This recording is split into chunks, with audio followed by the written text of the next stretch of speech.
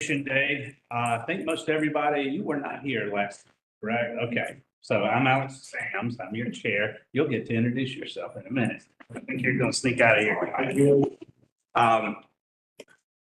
Thank you all again for coming and another meeting of orientation. Josh has prepared some good information for us to see and follow and understand. A lot of this, I always have to remember, I meet with Josh regularly, so I kind of know a lot of these things.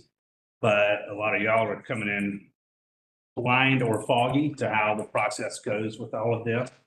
And so we want to make sure that you know all of this because, again, next week is a holiday, so we're not going to do that. Not going to meet then, but we're going to tear it up on the next Monday. So today, listen, ask, get comfortable, and 2 weeks from now, we'll begin the meeting. And if you have questions, you can answer them then, but we're going to have these presentations lined up.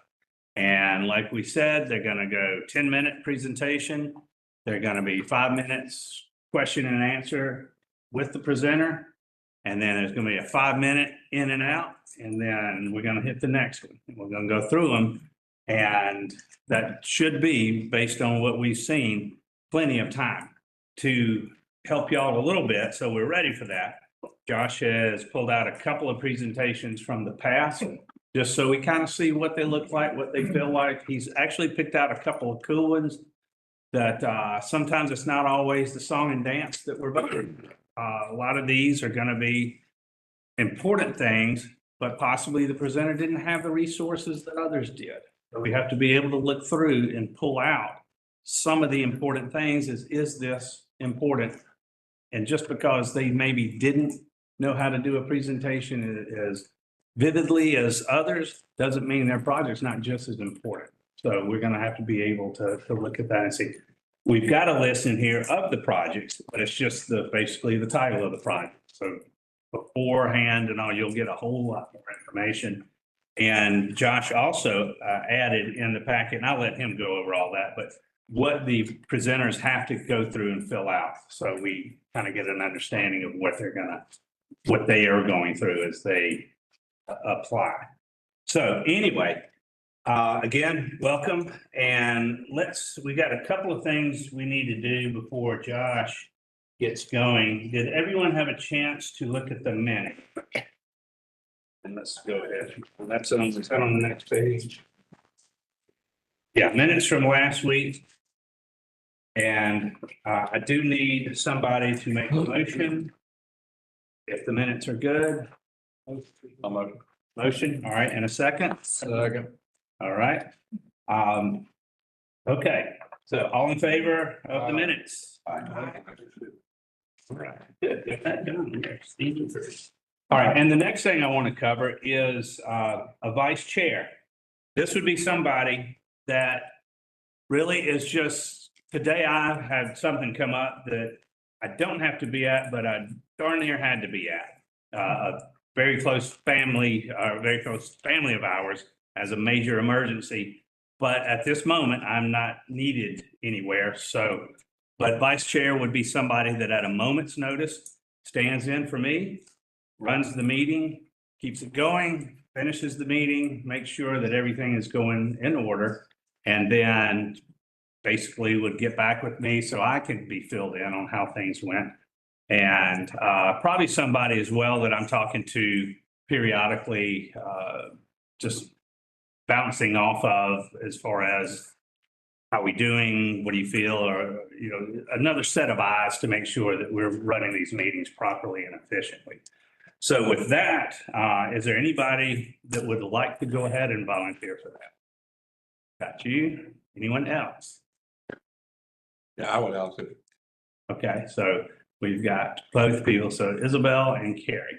All right, anyone else? I have a question. Yes, you may. Anyone been on the TSPLOST committee? Good question. Anybody? Carl has. Have you been on the SPLOST? I meant SPLOST, well, TSPLOST, okay. So both of you have served on the committee? No, I have not, no. I've been on a Port Authority board over in Augusta, but not the TSPLOST here. Okay, what have you been? All right, flash around. He's I don't want to co-chair. I just wanted that. Yeah, no, that's good to know. So we've got a SPLOST and eSPLOST, and you have been on a SPLOST. I can't coach you.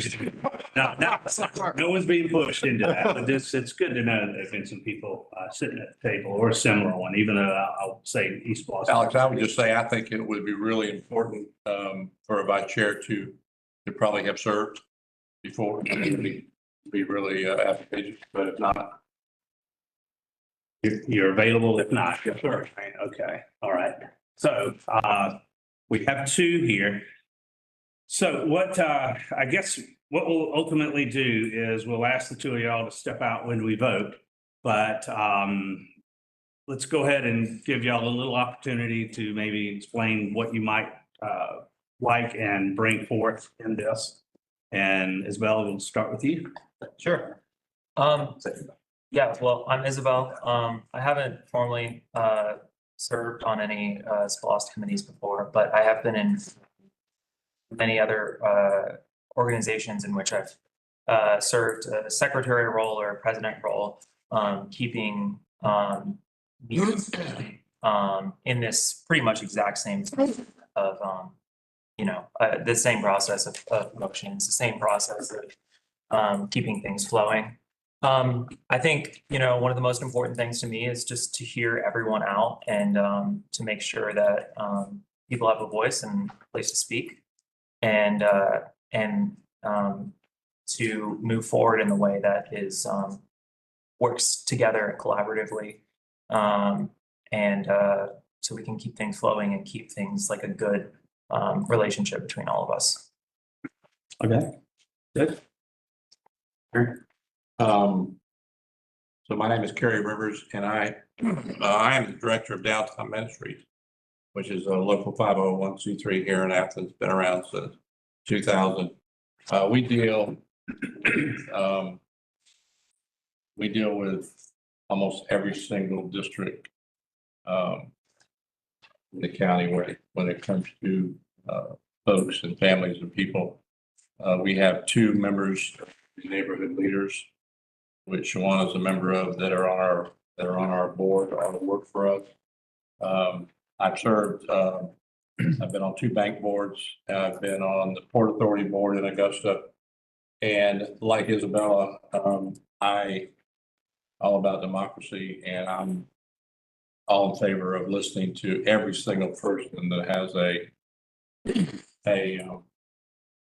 voice here. And yeah, so I've been a resident of Clarke County since 2012. So I think I got a pretty good hold on what's going on. So yeah. Okay. Yeah. All right. Any questions for our candidates?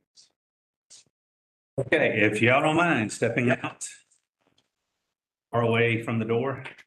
I talk awful stuff about voting. Try to get somebody else to.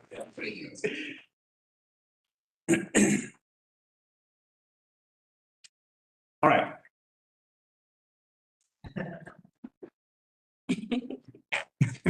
Any questions, anything to discuss? Whatever you discuss is gonna be on that. That's a very good point. All right. So do we want to write this down on a piece of paper and hand to me? Do it that way? Right. One question, what Yeah. district, Pardon? district do you live in? What district do I live in? In 7, Old Peppers District. I believe that's it. How about you, sir? I live in my Hamby's district.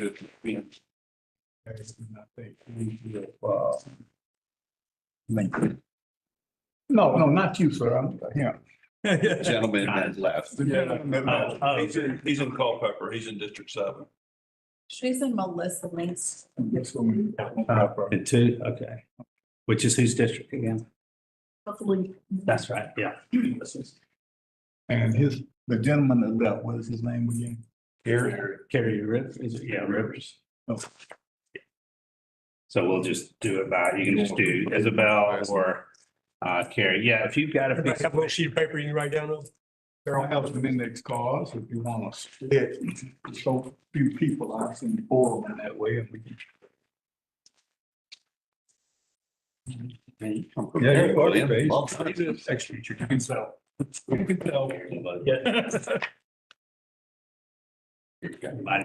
Oh, You got something you're writing down? Yeah. Okay. Isabel. Oh, no, that's not cards. I mean, yeah, I already needed I one. just read This thing here. Excuse me. yeah. Can you turn his name tag around? Yeah, first name will be fine.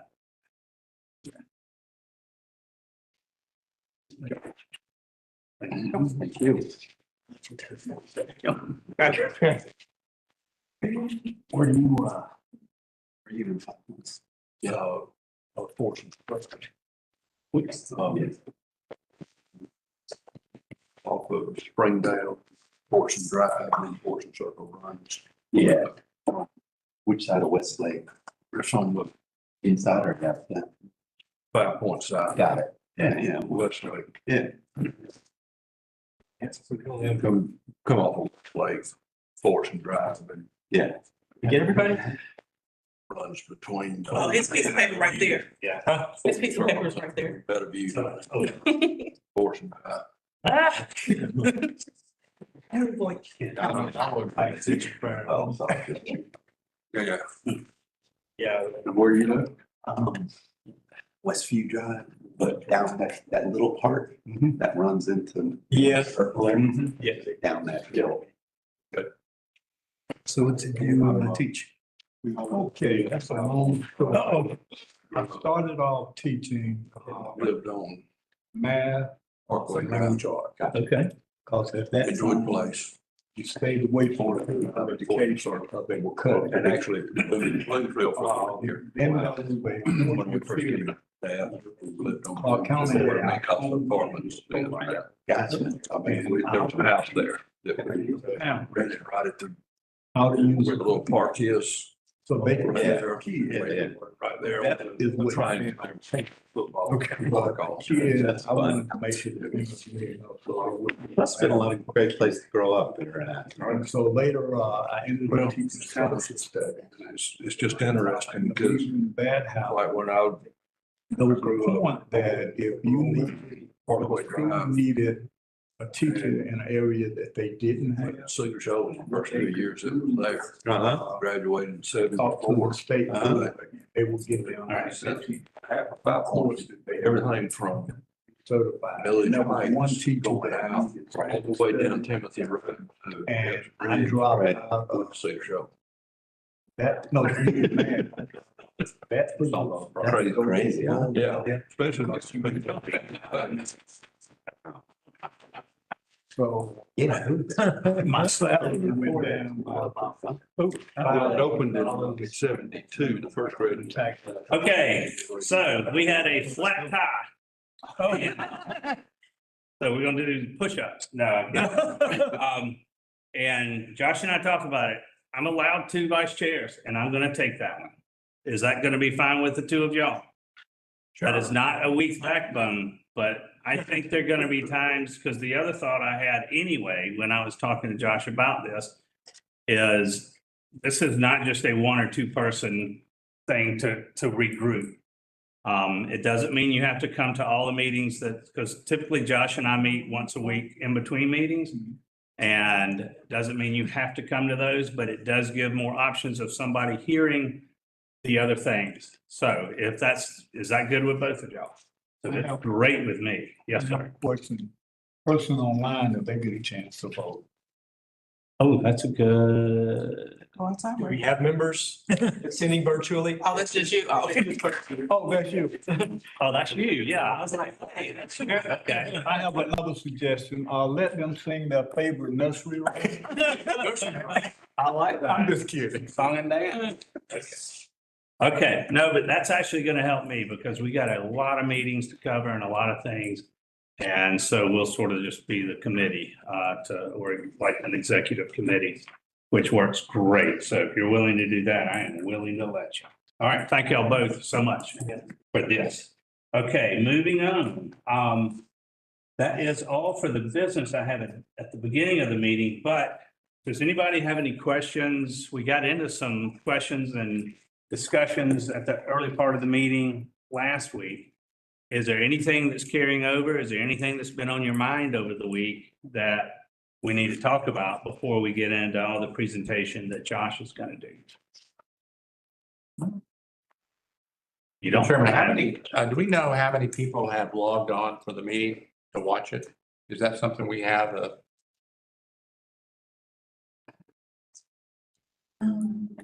Because I got 2 emails this week from people that I know. Oh, okay. I'm not sure if they can, I'm not sure if we can tell how many are watching via live stream. Okay. But you know, I mean, it's recorded, so Yeah. go back and watch it, even if they're not watching live version. I was sitting right there before, so I was on screen. Tonight I'm following my buddy going up right here. We're off screen. So don't adjust the camera.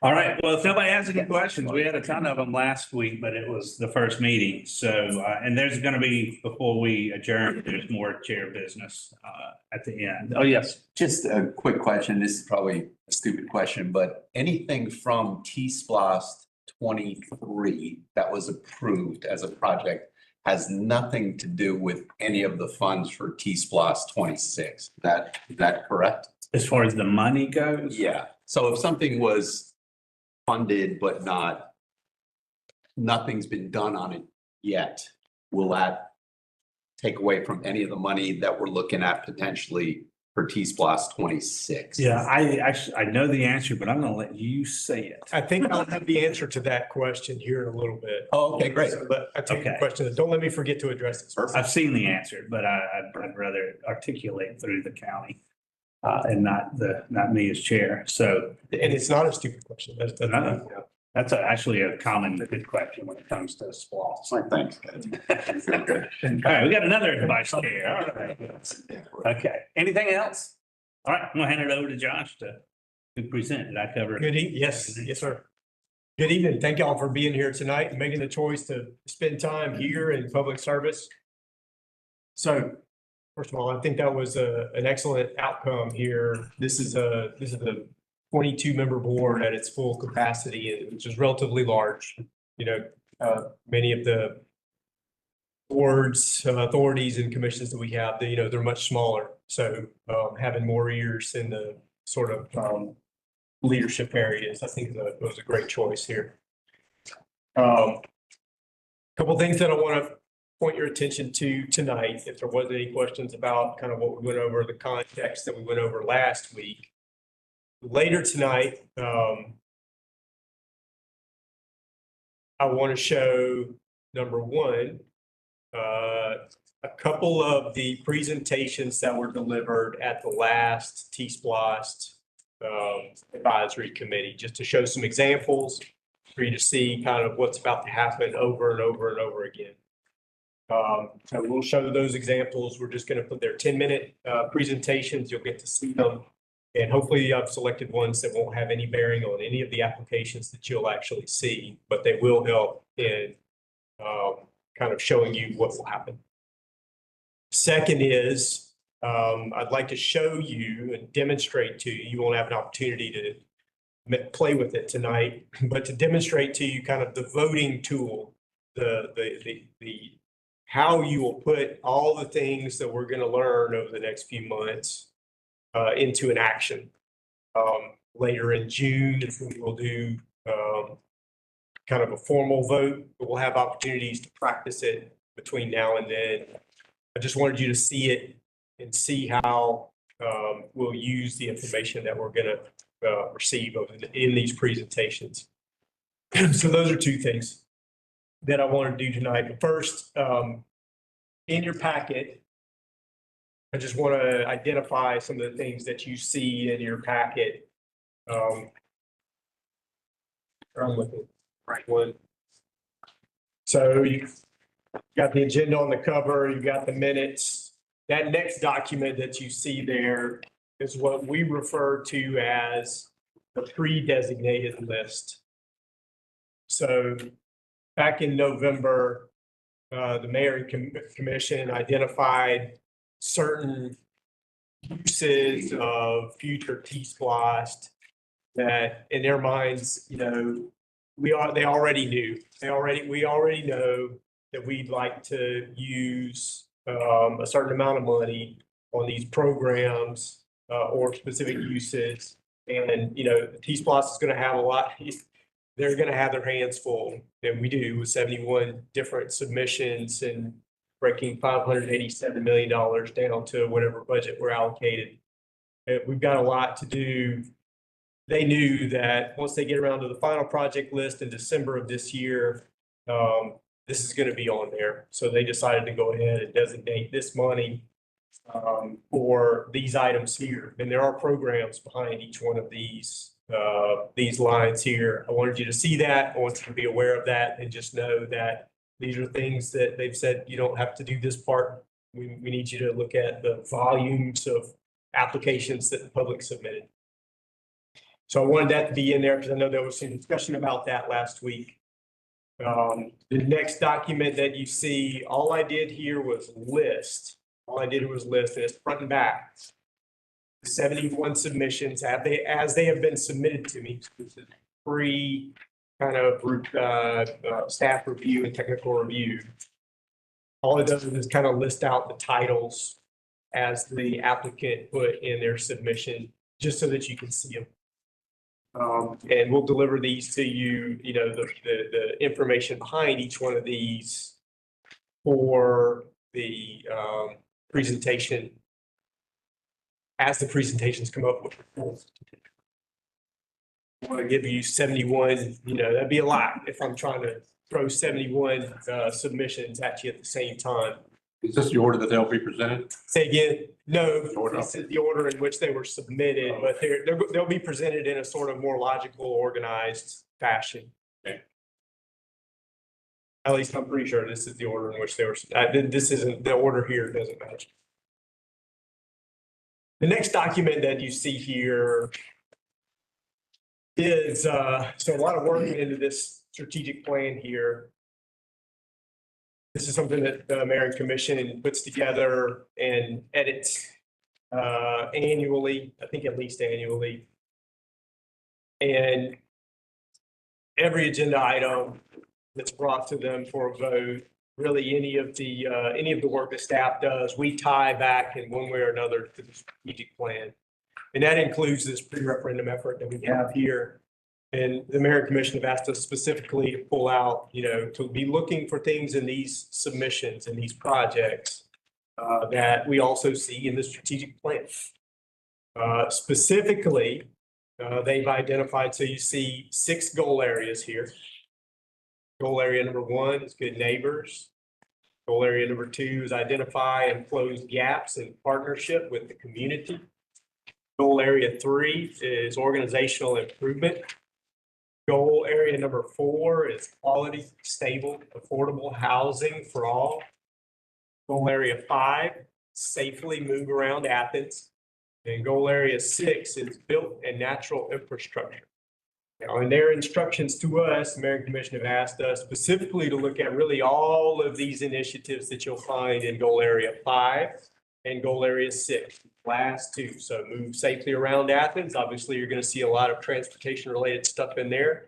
And the built-in natural infrastructure, which what we're talking about here is typically capital or infrastructure sorts of projects. So pay attention to those, both of those goal areas. And you may find in some of these presentations something that you see in goal areas 1 through 4 as well. If you do, that's great. And that's important. That matters. They've asked us to pay attention to things. But as long as we're at least handling 6 and Yes, 5 and 6 specifically. 4 alone is not really what That's right. we're. These are the goal area 5 and 6 are the most applicable to the types of things that we're doing, but I'm not excluding the other goals. If you see those. Is it, can I? Is this the sort of thing that could, a commissioner may look at a lot of this and go, all right, they picked this one, but I don't see it in 5 or 6, and out it goes. Or would that weaken our recommendations if it's not one of these two? Did that make sense? I guess I'll look to history on something like that. Yes, they have in the past perhaps asked, well, why did you pick this one and not this one? And, in between our potential projects list and candidate projects list, as we're whittling those down. They asked that sort of question, and that's when we would go back to, potentially whether or not it ties into the strategic plan, and if it does or if it doesn't, or if we use, kind of our own judgment. So it might. Yeah. I would say probably not in the potential, but maybe as we're getting from the potential to the candidate list, they may ask that. Yeah, I mean, they'll ask for your justification of why you chose it. So when you do your presentation, that would be something, maybe something you deemed was a greater community good versus that strategic goal number. And that's why you choose it as a committee. Gotcha. I'm looking at the pre-designated, I guess the 140 million. Do any of these 71 programs tie in with this? Do any of them apply to the same type of program, same program that the 140 has been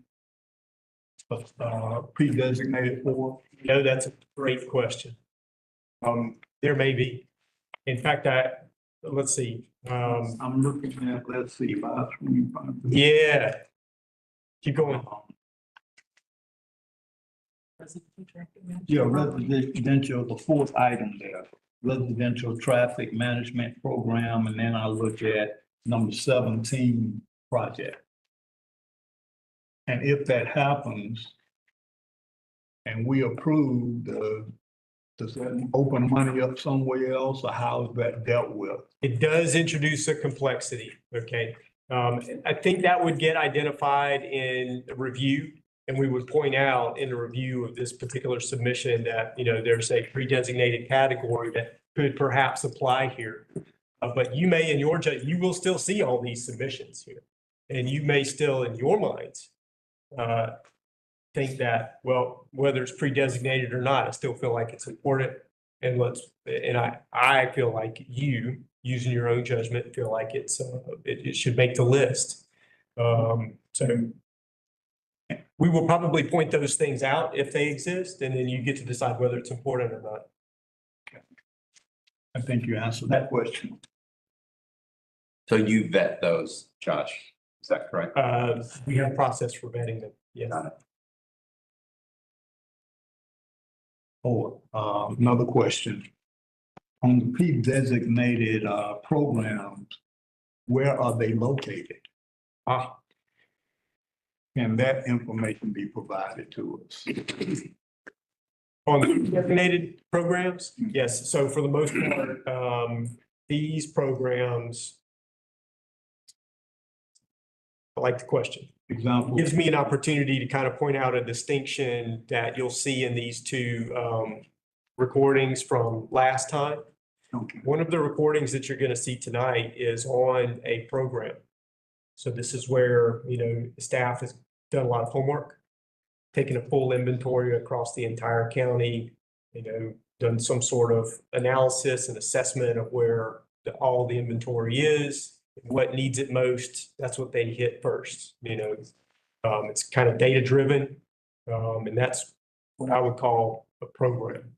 Okay. On the other hand, you'll see another one that is a specific project. So it has a specific geographic location that we're saying, hey, we would like for this sidewalk to be built here, this one location. Without comparing necessarily to any other projects that exist. So there is a distinction between a program and a project, and what you see here are typically programs that, yes, there is some data behind each one of these where they have kind of assessed and prioritized and said, these are the top 3 priorities based on the condition of X culverts or X roads. They'll look at the road and say the pavement condition index on this road is, 45. And that's the worst of all the other roads in the county. So we're going to hit that one first. They don't care what district it's in or, how long it is. If it's got the worst pavement condition index, that's going to make a priority list. Am I answering your question? Yes, but it created another. Okay. Will we get the exact location if it's a project or a program? You would expect you might expect if you're being delivered a presentation on a program that you would show, so here's kind of the priority list inventory, and here are the ones that are the highest, and those would have specific geographic locations. Not so much the people that are giving the proposal, but I'm speaking of the 140. Oh, on the pre-designated ones? There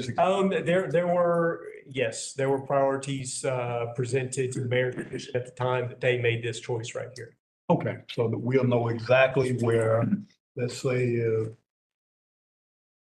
a residential traffic management program, so I'll know whether that is on District District A or District Z.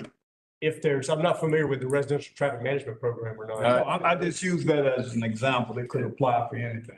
Most of the programs are just buckets of money that are available to be allocated to projects. So those projects hadn't been decided yet, like the resident neighborhood program. Well, a live stream pipe replacement, for example, Yes. take that one. If we're talking about pre-designated list of live stream pipe replacement, a full inventory is known, condition of all those is known, and the ones that are in the worst condition are known, and those were presented to the mayor and commission when they made this decision. So we kind of know which ones on that one.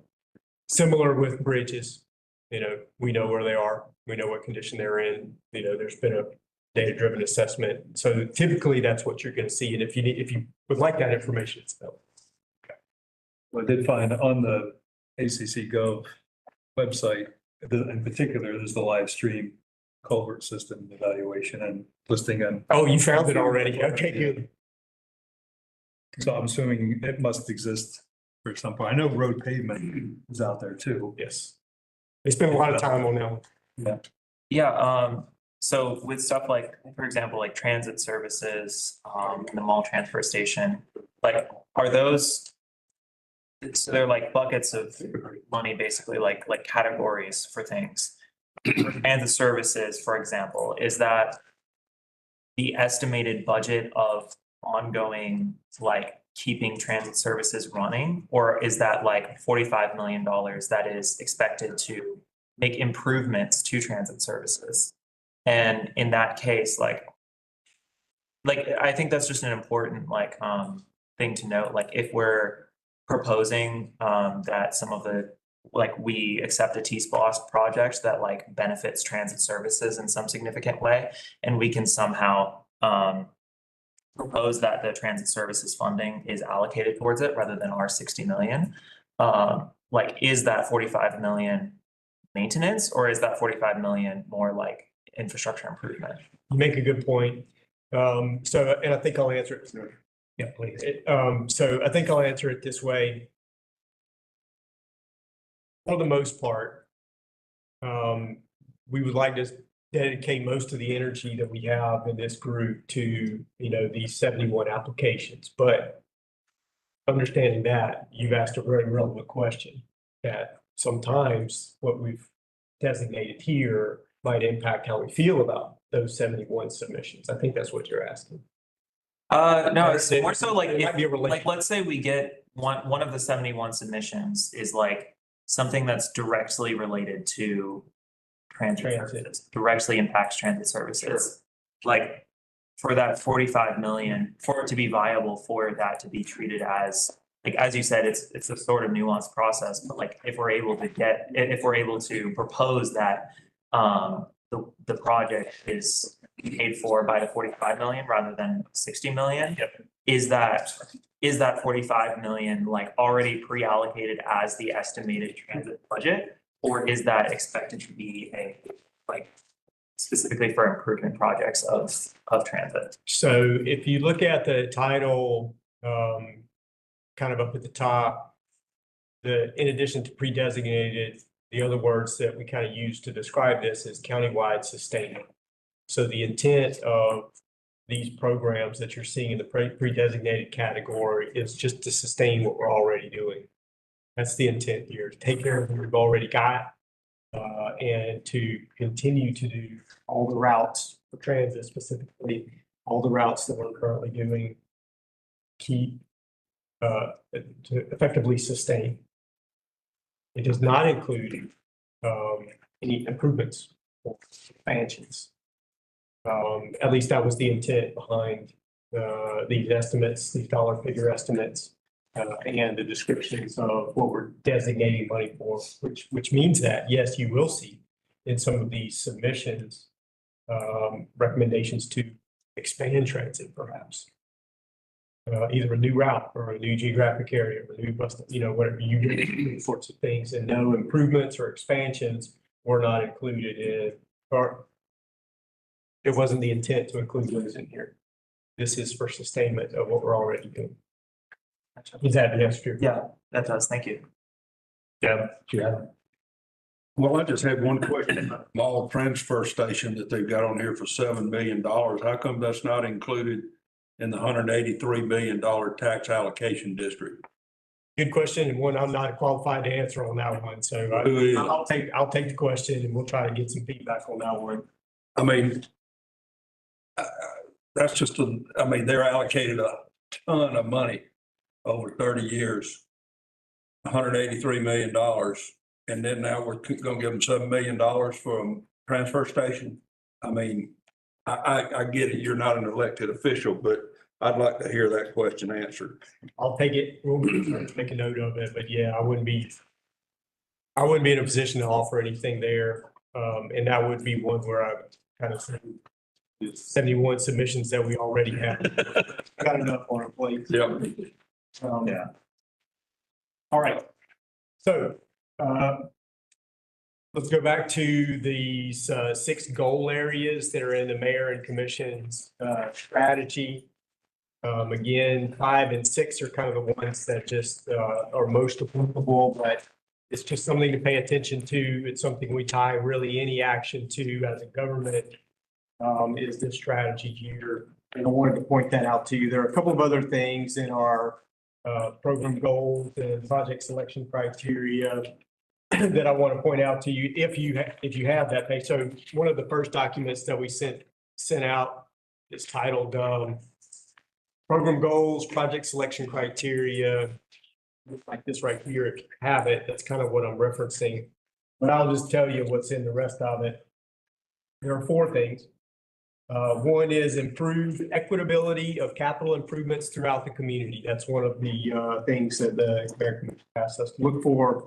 The word that jumps out to me there is equitability, and which begs the question of, okay, well, what does that mean? And the good news, the bad news is that, well, you get to use your judgment on what that means. What's equitable, what's fair, what's reasonable here. You get to decide. They've also asked us to be aware of other mayor and commission accepted or adopted plans. So you might hear about the transit plan, or you might hear about other master plans that a lot of homework has gone into, a lot of energy is put into a plan. The presenter will probably point that out to you. We may help point out that there are these other existing plans when they become relevant, exist and how they relate. But that's something that they've asked us to pay attention to.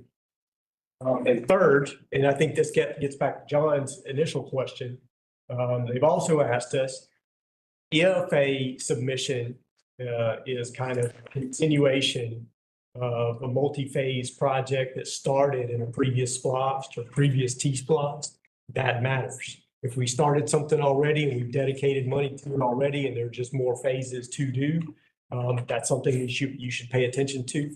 And that if it was important before and it was worthy of making the project list before, that's going to mean something to them when they start allocating money for this next team.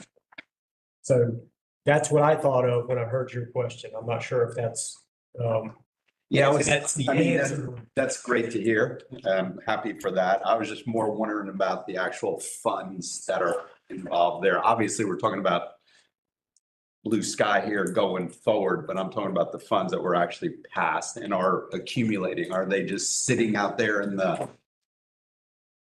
fund world? When, I think two answers. Financially speaking, when money comes in, it's kept separate. It's not commingled with other money. It's kept in a fund that's dedicated for the projects that are on this referendum. And must be spent that way, right? So accounting standards and Georgia statute both require that. So that money will come in and it'll be maintained in a fund. Learn some interest over time, but yes, as that comes in, it's kept, it's reserved, it's specifically designated for the things that are on that referendum. Spending it outside of that is generally something that I haven't seen yet. Good. Is that what you're? Perfect. And then the last kind of thing that the Mayor and Commission have asked us to pay attention to is impact on the general fund, right? So one of the pieces of information that we'll be scrutinizing is the annual operating impact. Of course, it's an estimate, but we've got a little bit of experience with what these things will cost after they exist. And that's important. The general fund is under some pressure. And there are some tough decisions that are coming up for the Mayor and Commission, and it's just we're sensitive to things that, regardless of the initial cost, there is an ongoing cost as well that they've asked us to look at. And specifically, they put a $3 million limit on the increase in annual operating costs. At the moment, we'll kind of reassess that when we do the recommended budget program here in a couple of months. So 3 million total. 3 million total across the entire referendum. And those are the touchy subjects that you're speaking of here, or? Oh, I don't think it's touchy. They're just. Okay, yeah, well, I was just wondering, being here for 4 years, I'm really learning the whole system here, but when you say items that are a little bit, they have to consider the various, can you give some examples of that? Does that make sense? I mean, Asking it a different way. I'm trying to remember how you termed it when you mentioned that there were some subjects that were somewhat touchy that are still being considered among the board and mayor and commission or something like that. Oh, I don't know about touchy. They're just challenging, right? We've got a limited set of resources and a lot of things to do. Okay, so They've got to decide on budget here coming up in a few months, property taxes, et cetera, and they're always very challenging decisions. from a general fund standpoint, Yeah, from a general. and that's the word I was looking for. Yes, So sir. my apologies. I think the biggest thing, for God's sakes, correct me if I'm wrong, but I think the biggest thing for us to keep in mind is the last thing we need to do is go in here and say, okay, we think all these projects need to be done. And that's going to add $20 million to the annual budget. They're going to laugh inside of the room. Right. There's no way we're doing any of that. As you said, $3 million is max across everything we can add to the budget through projects that we select and have an ongoing cost. And then 3 million, you're generally looking at maintenance, subsequent year maintenance for that particular project and well, things like that. I mean, it's a single example, but. So when does the maintenance go into the general budget? And it looks like a lot of what's in the part that pulled out is actually just maintenance. Some of it is. It just seems like they're just rolling the maintenance into the next TSPLOST. Yes. I mean, it's gonna roll. Yeah. Yeah, Some of these, though, I guess I'm going to take the opportunity to point out that, while you see some of these projects will add to operating expenses, there are other projects that potentially will relieve the general fund of the burden of paying for some of these things, right? So if you see some things in here that might be operating, that might be things that otherwise would be paid for by the general fund. And so it relieves that burden. Not only is it doesn't add to it, but So let me give you a real life example, and I'm just asking the question. Let's say that, I don't know, it's not in here, and 140 that I can find, I think it's in there though. Let's say you're gonna do sidewalks all the way down Timothy, okay, both sides. Okay, and that's a number that is in there. So after a year or 2 years, the sidewalks start buckling, the roots start going in, and the sidewalks get wonky, and they're kind of coming back in. Is that part of the decision-making that we have to make, or that the county will make in the monies that are allocated for those sidewalks on Timothy Road? Will there be money in there for repairs? No, I didn't think so. Generally speaking, sales tax dollars fund the additional investment. And then, maintenance and upkeep comes from somewhere else. So most of these projects that we're looking at, I mean, I think there's a lot of good projects in there, but I mean, the after service of what you do going forward, I mean, it's got to be, I mean, it's just, I mean, what good is a T-SPLOST with everything that you approve and you put down and you do within 2 years, you've got 25% maintenance on it.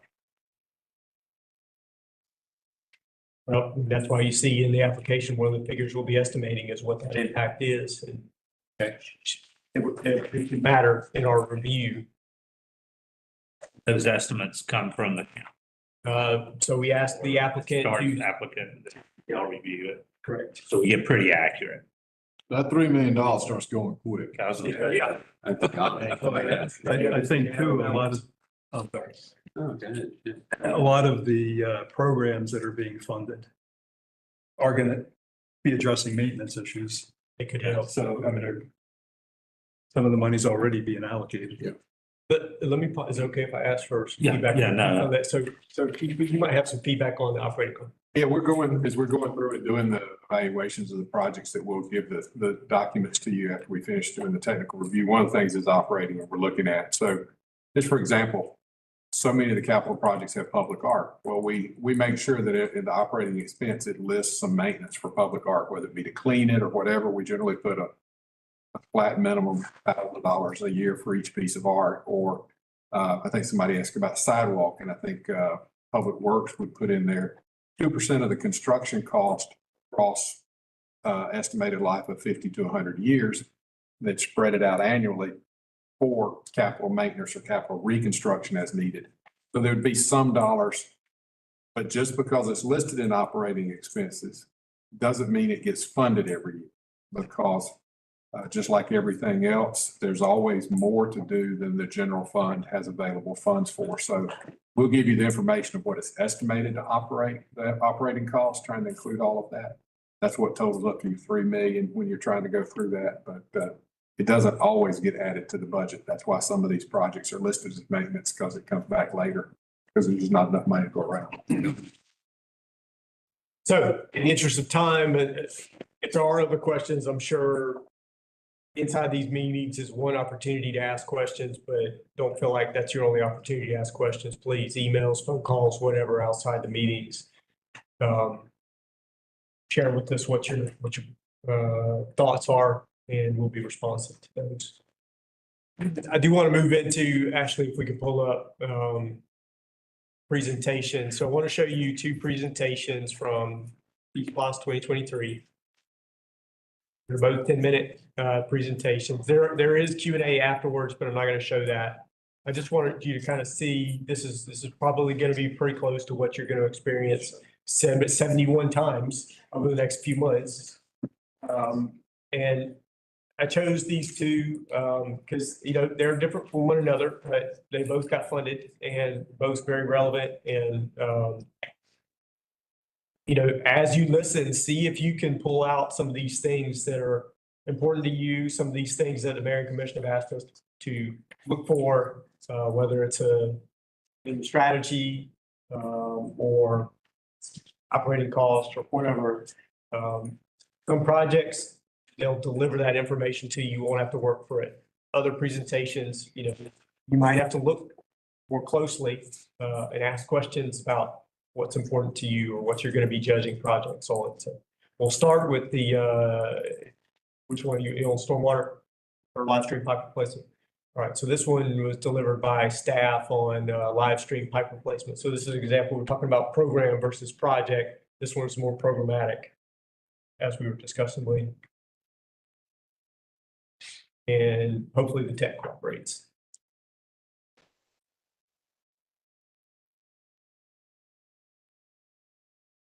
Sorry.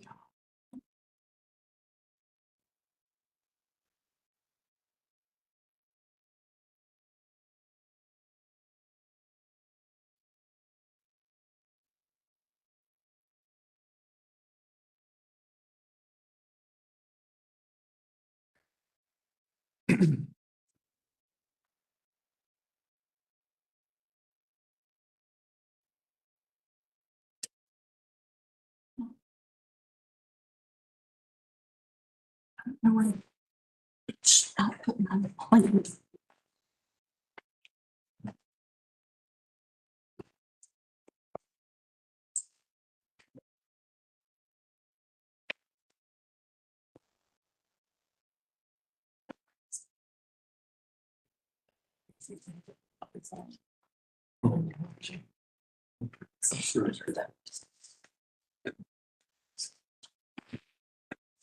Creative.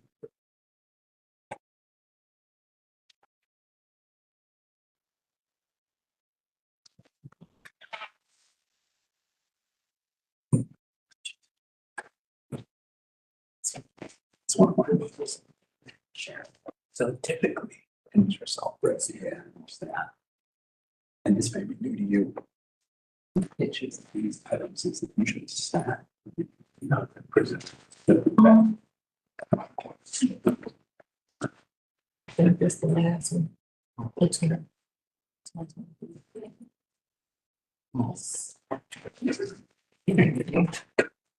It might want from the top to have WebEx. I am. Tiffany satellite and big authority. I remember I had both of them.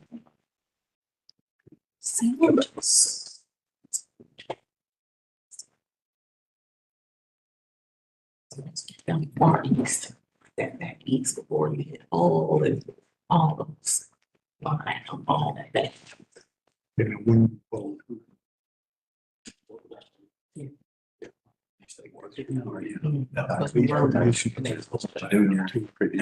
worked for a vaccine company. It's two people. Ended up. I worked 35 locations, geographic location. Right. Yeah. Oh, wow. See, I've got. Yeah. Stories too. Same thing. I don't think, No. I thought they agrees in WebEx is that.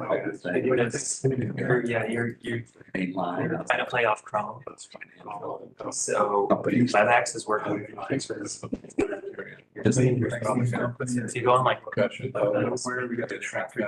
Your, Halfway through my career. It's fine. Well, it's starting. I mean, where you just change the plan.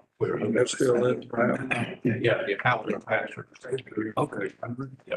And I can use your device. But he's, We made. he's. And change it to. And now that's all I do. That's not on the order. I've Just newer ones. Yeah. Cheaper. I hear it playing on something. Yeah. But for the most part. Yeah, it's playing. We have sites in It's your end. Swiftwater, Pennsylvania. It's not going through this. Dale. Yeah, so you can change that device again. Go back to what you were doing a second ago. Lyon, France. What's speaker? Just try all of them, honestly. Yeah. Up at the beach. Yeah, it was, yeah. That's what we kind of. Yeah, I went and did quite a bit in camp.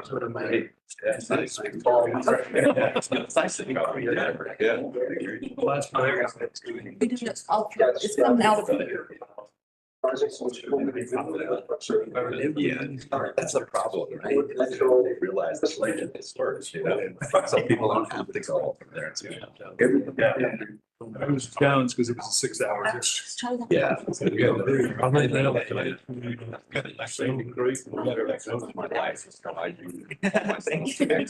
actually don't know who that is. Gotta look it up. You know, I'm. Sure. Netherlands. It's Allison. Alex. Got it. Black Dad. It's a movie called Black Dad. It was like in the 90s. You know, that's. I'll spend a little bit. We have parents on the sideline that they know some of that, you know. Right. I referee. I mean, it's sound. You're not creating any sound, so you. So you're always looking at time. Yeah, I just know what they are, Yeah. honestly, yeah, I know. Our first two Story metro. over the next week or 3 o'clock, right? When it's down, I'll call you right. Sure, yeah, that's really nice. I don't. That ended up being. How much? Anyway, how much is going to be? If it would be. But yet still the same. Basically. I was looking at the list. Same concern, same. Absolutely just intercepts. Yeah, they're all. It's not work. Like today, Monday. Yeah, that makes sense. Warm them up yesterday, so they be ready all day. It never was, but that's just. I know you're. You're gonna be. Watching, you know what I mean? It's like. You gonna, They said even. Like, Don't really watch. like that's fine. That's what I would. Randy, Well, I think they're about. They can get. Hey, it's gonna be, the sound's gonna come through the laptop. Trust me. All right, so we're gonna get this video started, but we're gonna have to listen carefully. We're gonna get the volume up as much as we can. But it'll be on the laptop instead of those fancy speakers right there, so. Ashley's gonna get us started though. We'll just have to pay close attention. If you can't hear it, let me know and we'll just kind of move closer. The lifespan pipe replacement, I'll do it. Yeah, that's, I can't hear it. Yeah. Nobody can hear that. Whenever you are ready. Everybody back. Remember how to did that? Yeah, I guess. Maybe Josh can answer every year. There you go. action's on. Action on. There you go. There you go. Yeah. Probably be. Where's that? What's in the floor, Right? Right? People watching us will be like, what are they doing? Thank God. Yeah, so stay. This is good. For the man who sugar himself. And out of. 6 years. Yeah. You've been down here for. Those. Okay, so you've been down here. Yeah, well, yeah. Let's see that. While they're trying to pull that up, I guess we can't feel. Okay, if there are any questions, if they're not, that's fine too. I just wanted to offer the opportunity. I think it's gonna need to start out here. It is. The transfer station was already funded with PDS. So it was unfunded. Is the east side one funded? Yes. Randy? Yes. Right. So one get funded, one didn't get. Something never. Same. Or was it? So one thing we can do, we haven't met Shawanda officially yet, so I was gonna save it to the end because I forgot it at the beginning. But now that we have this little moment, just tell us anything you would like us to know, nothing that you don't want.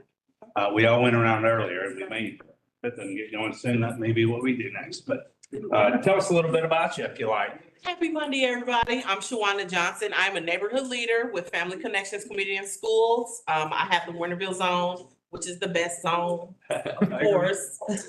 I'm originally from Chicago, so I've been here since 2012. I was here in my younger years back in the 1900s. We're not gonna go there. Food is my passion. I do host a free market where I let residents come and shop for free, where I get fresh produce from organizations and different farmers. Things like that. So they get to come and shop for free. The grand opening for this year is going to be on the 25th of this month, and it will be in front of Chalice's Inspired on 225 Cherokee Road in Warrenville. So feel free to come out. It's going to be 11 to 1, and just bring some bags so you can get some fresh and free produce. So anytime you see my name, you'll see me at an event with tables full of food, because I love giving away food. Who doesn't love Great way to be liked. Right. Any questions? Thank you. If you don't know what a neighborhood leader is, a neighborhood leader, it's 16 of us. We're zoned by the elementary schools. So every elementary school has their own neighborhood leader. We connect residents to resources. We are in the community, for the community, and with the community. So everything we do is geared towards building up families, building up self-sustainability, and just like helping families and individuals become their better selves and getting them connected to organizations that they might need assistance with, be it bill payment, rent help, mental health services. Even we are partners with DFAC, so we help with SNAP, Medicaid, CAPS, TANF, WIC applications and renewals and all that good stuff. So we are like the people on the back burner. We're the middleman, connecting the uppers to the lowers, higher floors, or families to any information they need that is in Athens-Clarke County, which Athens-Clarke County has a lot of resources. A lot of people doing the same thing. They're not doing nothing, but yeah. Y'all do a good job, Sean. Thank you very much. Thank you. Well, we have a fund downtown ministries. What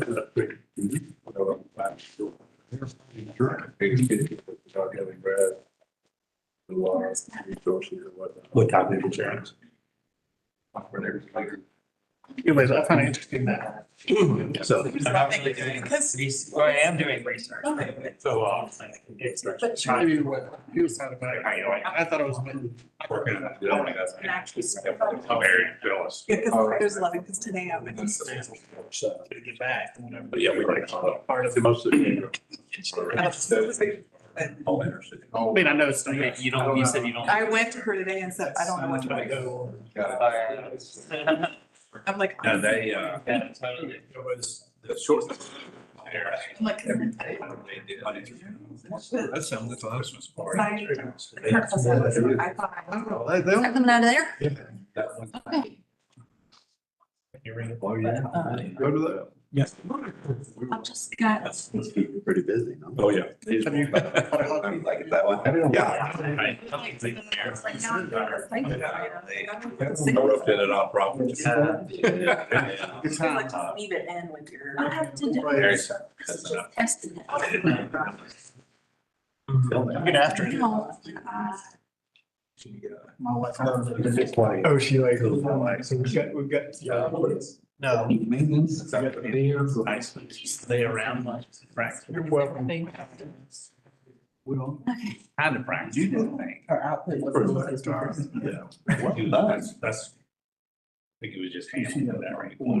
Speakers. Oh. And it's. Maybe for like a date night or something. Okay, we're gonna try this again. Told you persistence. Thank y'all for being patient.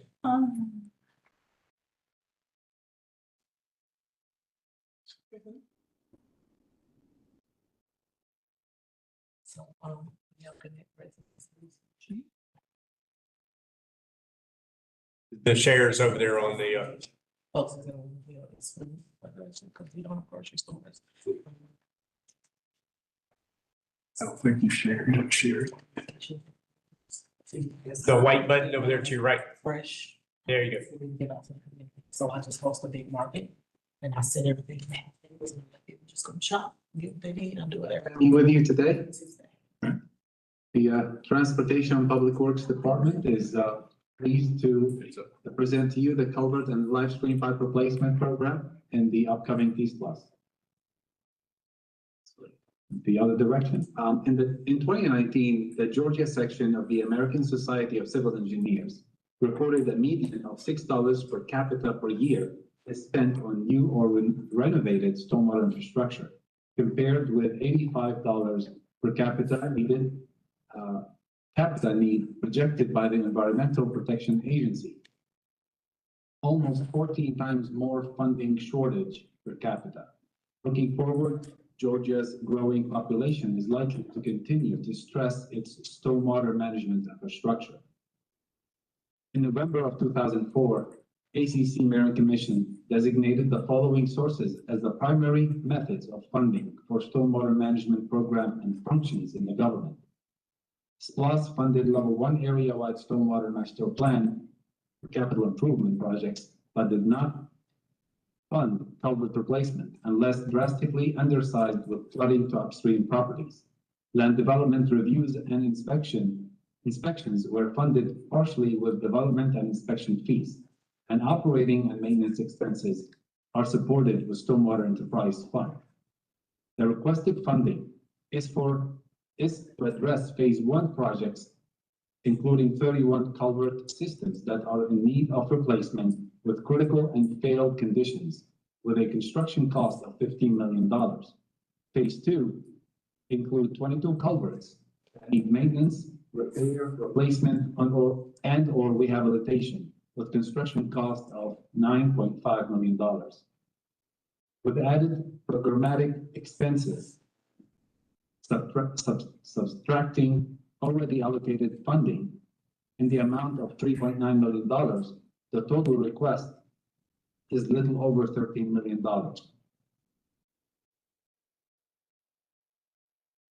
The proposed project will fund the replacement and repair of failing stormwater pipes that have reached the end of usable life and are in danger of catastrophic collapse. Projects to include green infrastructure and low-impact designs to support natural unrestricted stream flows to allow movement of fish and other aquatics. Primary failures have been found in metal pipes with a lifespan of approximately 25 to 40 years. The cause of degradation of the pipe invert is majorly due to sediment abrasion followed by oxidation. Structural integrity of pipes ensure continued underground and overhead utility operations, such as gas, water, electric, and cable.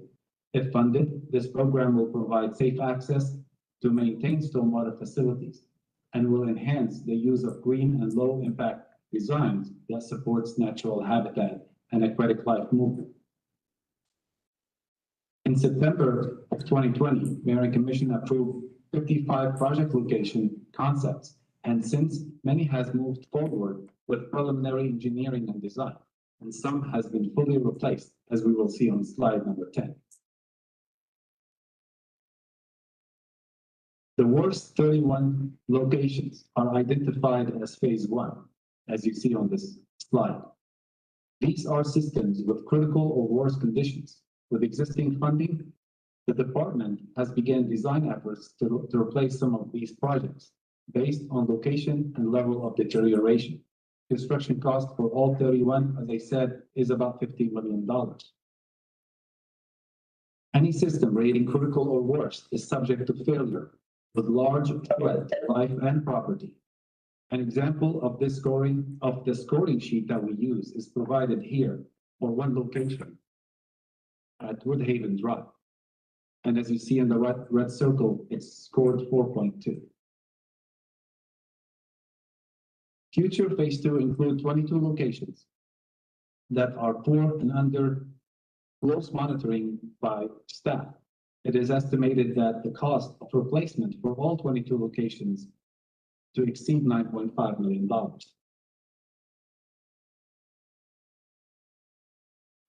Typical stormwater utility revenue is about $4.2 million annually, and expenses are 3.8 million, generating about $4,400,000 that has usually been available for capital projects and emergency response. Over the last 48 months, 20 failures have been addressed by the department with estimated cost of $4.4 million. By funding the culvert and live stream pipe replacement program out of TSPLOST rather than the stormwater utility, provides lower stormwater utility fees to ratepayers. If fully funded, this project will maintain access for all modes of transportation and utility operations at critical stream crossings, limits impact of sudden pipe failures as experienced on Barber Street, Hemlock Way, Hemlock Drive, Athena Drive, and others in the last 48 months. And fewer instances of major stream bank bed erosion. Just remember that abrupt failure is a threat to the driving public and to all utilities located near and under the roadway. Planned replacement carries less impact to the environment and much less threat to life and property. If this program continues to be short funded, we will continue to be subject to loss of emergency and non-emergency access to dead end streets, utility outages, large environmental damage, impact to general funds and stormwater utility, impact to streets and drainage operation and maintenance, possible increase in stormwater utility fees, passing the buck to stormwater utility ratepayers. In the last 4 years, the department has replaced 10 of the live stream pipe replacement originally identified in 2018 and later identified in 2020. As you can see here, they're colored in blue and in green. This program supports closing the equity gap, as stormwater routine inspections are performed every 2 to 3 years by departmental staff across all Athens-Clarke County maintained roadways and stormwater structures, and as a part of the municipal separate stormwater sewer system, or as known as MS4 permit.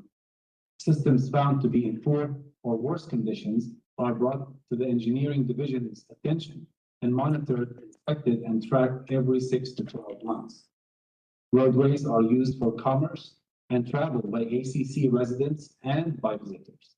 TSPLOST has an equitable component in that it captures some of the out-of-county revenues.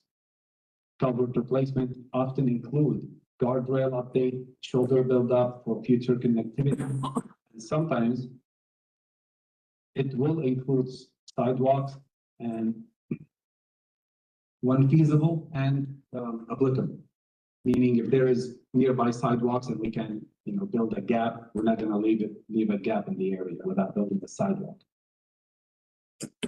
This program strongly supports 5 of the 14 project selection criteria, including equity in capital infrastructure, addressing and replacing the worst and failing systems first, protecting existing transportation infrastructure investments, reduces pavement maintenance deficit, promoting alternative transportation facilities by building shoulders where previously non-existent, and removing choke points to pedestrian network, and promoting health and safety by improving water quality and reducing erosive water velocities and installing guardrail where needed. Triple bottom line, this program, when adequately funded, it will be strategically planned. Thank you. To reduce negative economic impact through mitigating unintended consequences. Adequately funding this program will improve the social well-being as planned replacement and rehab, unlike emergency replacement, will allow adequate time for design and construction paralleled with public engagement. Replacement and most rehab projects will remove choke points, building adequate shoulders for future unplanned sidewalks, multi-use trails, and bicycle facilities when identified. In addition, green infrastructure design will provide a critical element for long-term educational opportunities to residents and visitors. Having adequate funding will allow ACC or Athens-Clarke County to improve flood resiliency and water quality. The end product, when adequately funded, designed, and built, provides enhanced water quality and ecosystems, healthy and vital community. These are some of the pictures of one of the worst pipes we have. You can see outlet erosion and the pipe. This is, I believe, 60-inch pipe that partially fell into the creek. There's another one in the middle, rusted and buckled up. Pipe separation on the left. These are just 3 examples, 3 different locations. The list includes 31 locations. Thank you. Thank you so much, Ronnie. I know, I didn't even know what a culvert was until I was on. Right, so that's an example of a kind of presentation that you'll probably see some of these. Or a lot like that right there. You're gonna point out all the things that, are identified in here, and it's all the words a little bit different, strategic commitment and triple bottom line, and all those are kind of replaced by what's currently in the strategies, initiatives, and goals here that we've talked about. But I wanted y'all to see that example. There will be some like that. And then the next one that we will pull up, and one of the things you might have heard in the background, there was some time markers. So in order to get through all these applications in the time that we have in a meeting, there will be a little bit of clock discipline. But that'll be up to us. We'll make sure that happens. It'll just mean that we have a limited time. So what we didn't play for you here is Q&A. There was time for question and answer actively, and then there will be limited time for that as well on each one of these presentations for us. But it's limited, and you might not get your question either asked or answered enough. Make sure we know what those questions are. We will make sure you get the information if it's available. So the next one is Stonehenge. And so this is a project that we're actually, actively working on right now to get done. Both of these, so Chester. I'm sorry, Westchester. Yeah. Well, that one too, Westchester, similar. Both of these were, made the final list. And this one, Westchester, was submitted by Rested. And I thought this might be a good example to see as well.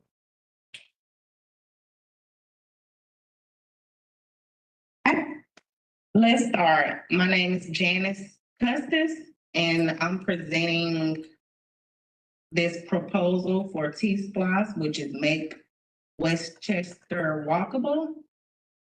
You can change the slide.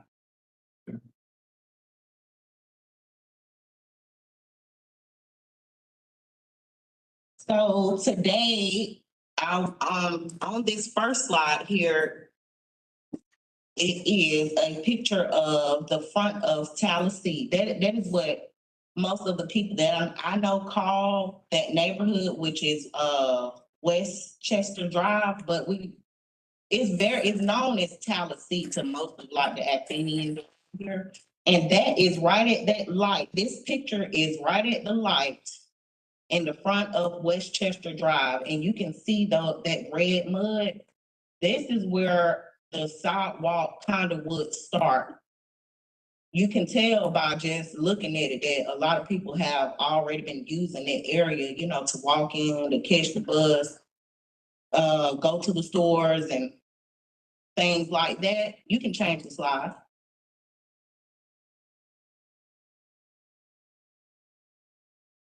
Here's another picture that's kind of attached to that last picture that I showed you guys. That's on Westchester Drive too. I live out here in this neighborhood, and I really just want this proposal to get approved because this is a working class neighborhood, and I see a lot of people walking, to catch the bus. It's a lot of advantage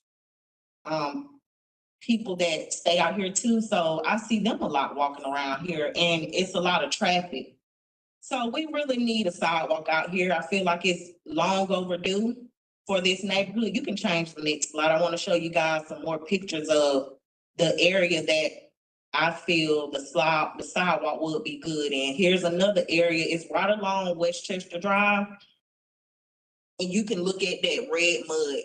It's basically being used to get to the store, catch the bus and stuff. And I feel like this neighborhood is long overdue for a sidewalk and a bit of dedication to this landscaping out here. I feel as though it hasn't been any dedication to this land in these apartments because a lot of the owners of these apartments, they don't even live in Athens. I feel like a lot of the owners are renting to people like me, so they don't get to dedicate their time to the landscaping of this neighborhood. It's really up to the renters.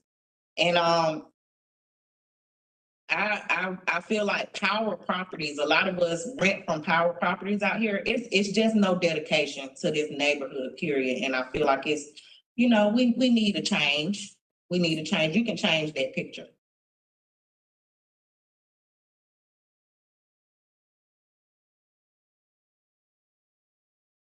That's another picture on Westchester Drive. I just got a few pictures just to give you guys insight on what we're dealing with. Most of the areas need a sidewalk, and most of these areas are owned by Athens-Clarke County government. So I feel like that would make it easier to get it approved because a lot of this land is Athens-Clarke County's land. You can change the picture.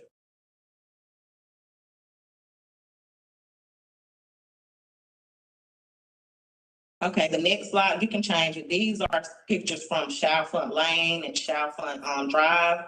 I just want to give you guys, insight on what we're working with. It's a high traffic walk area and it always has been for years. And I feel like it's just time. We need a dedication to this neighborhood. I'm looking at the project total for this project is $1.9 million. And the operating cost is only $1,000 a year.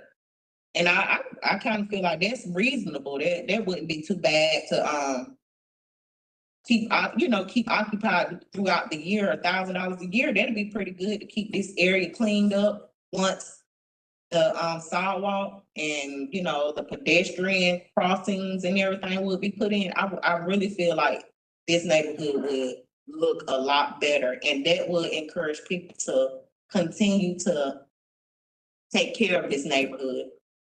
You can change the picture. That's another picture that's right on Chalfont Lane.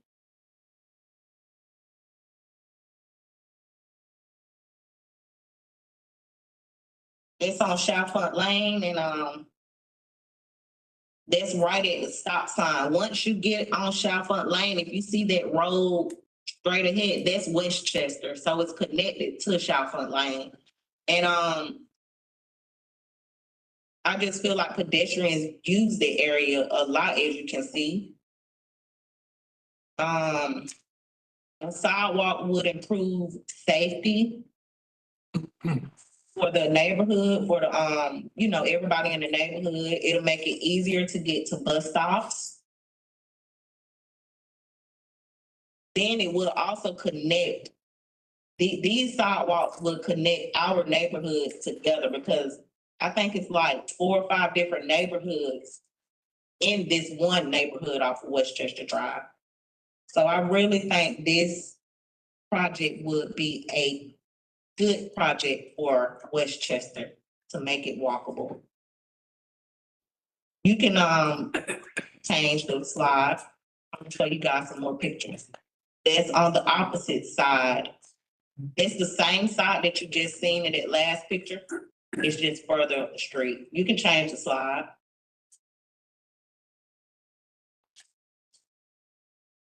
This is Chalfont. Okay, one of them is Chalfont Lane and one of them is Chalfont Drive. This is Chalfont Lane. And this curve right here that you see. I know Clarke County owns that too. And that's part of the that picture right there would show you where the sidewalk would be on each side, or maybe just at one side, going all the way down the street. And you can change that slide. That's the last image of the package we Okay. got. Well, that's my presentation, you guys. I just wanted to give you guys some insight, give you some pick. So you've seen two presentations, both made the list. There were important things about both of these projects that, and look, it was similar last time that we're whittling down to the top 10% here. It'll be up to you to kind of pull out what's important, know what's important to you, how you're going to be judging these projects and presentations. That second one was project-based, right? So it's a specific location, a specific need, and others will be more general. But yep, it's all up to you. I wanted you to see those two examples though from last time. I felt like those are two pretty good examples. And then next we'll move straight into what we'd like to do is just kind of show you what this tool looks like. And again, at some point we'll be collecting information on what kind of devices y'all have available. If you have laptops, or I see some of you bring in technology. You don't have a laptop, then we'll provide one so that we can do this tool and kind of practice with it. But I wanted you to at least see it and see that, you know, the way you'll get 71 projects, you'll see them exactly as they are, you know, the titles as they are. This is data from last time, and you'd end up seeing budgets. You'll do this individually. And this is how we kind of form a collective product to deliver, you know, take 22 individual opinions and turn it into something that is a collective sort of recommendation that we can feel confident in and provide to the mayor commission. Yeah. So quick question, will we get copies of the presentation? Oh, certainly. Okay. So you'll have access to the full application where they filled that out. The presentations will be recorded, so you can go back and watch them at any point and post it online, just like these are. So yes, and you'll be at your preference, you can begin or. A point of preference, the presentations will be done by technology or the people actually? We're scheduling them in person. Okay. There may be, that's what I in was the thinking. COVID 2021, Yeah, that was COVID is that when time. that was? So they were still, that was COVID. we'd like to time. have them come in. Now, there may be a set of circumstances in which in person just doesn't work out for us and we've got to figure something else out, but we're going, right? Yeah, We're planning them in person. Now, both of those projects that we just saw, have they been completed, started? Or where do they stand? It started for sure.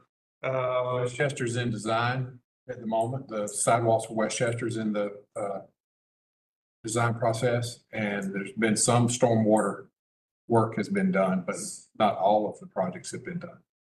What year was that now? So that was on the ballot in May of 2022. And then revenue started rolling in late 2022, and we're continuing to earn on it now. Now, design stage, when they come in, would that not have already been a part?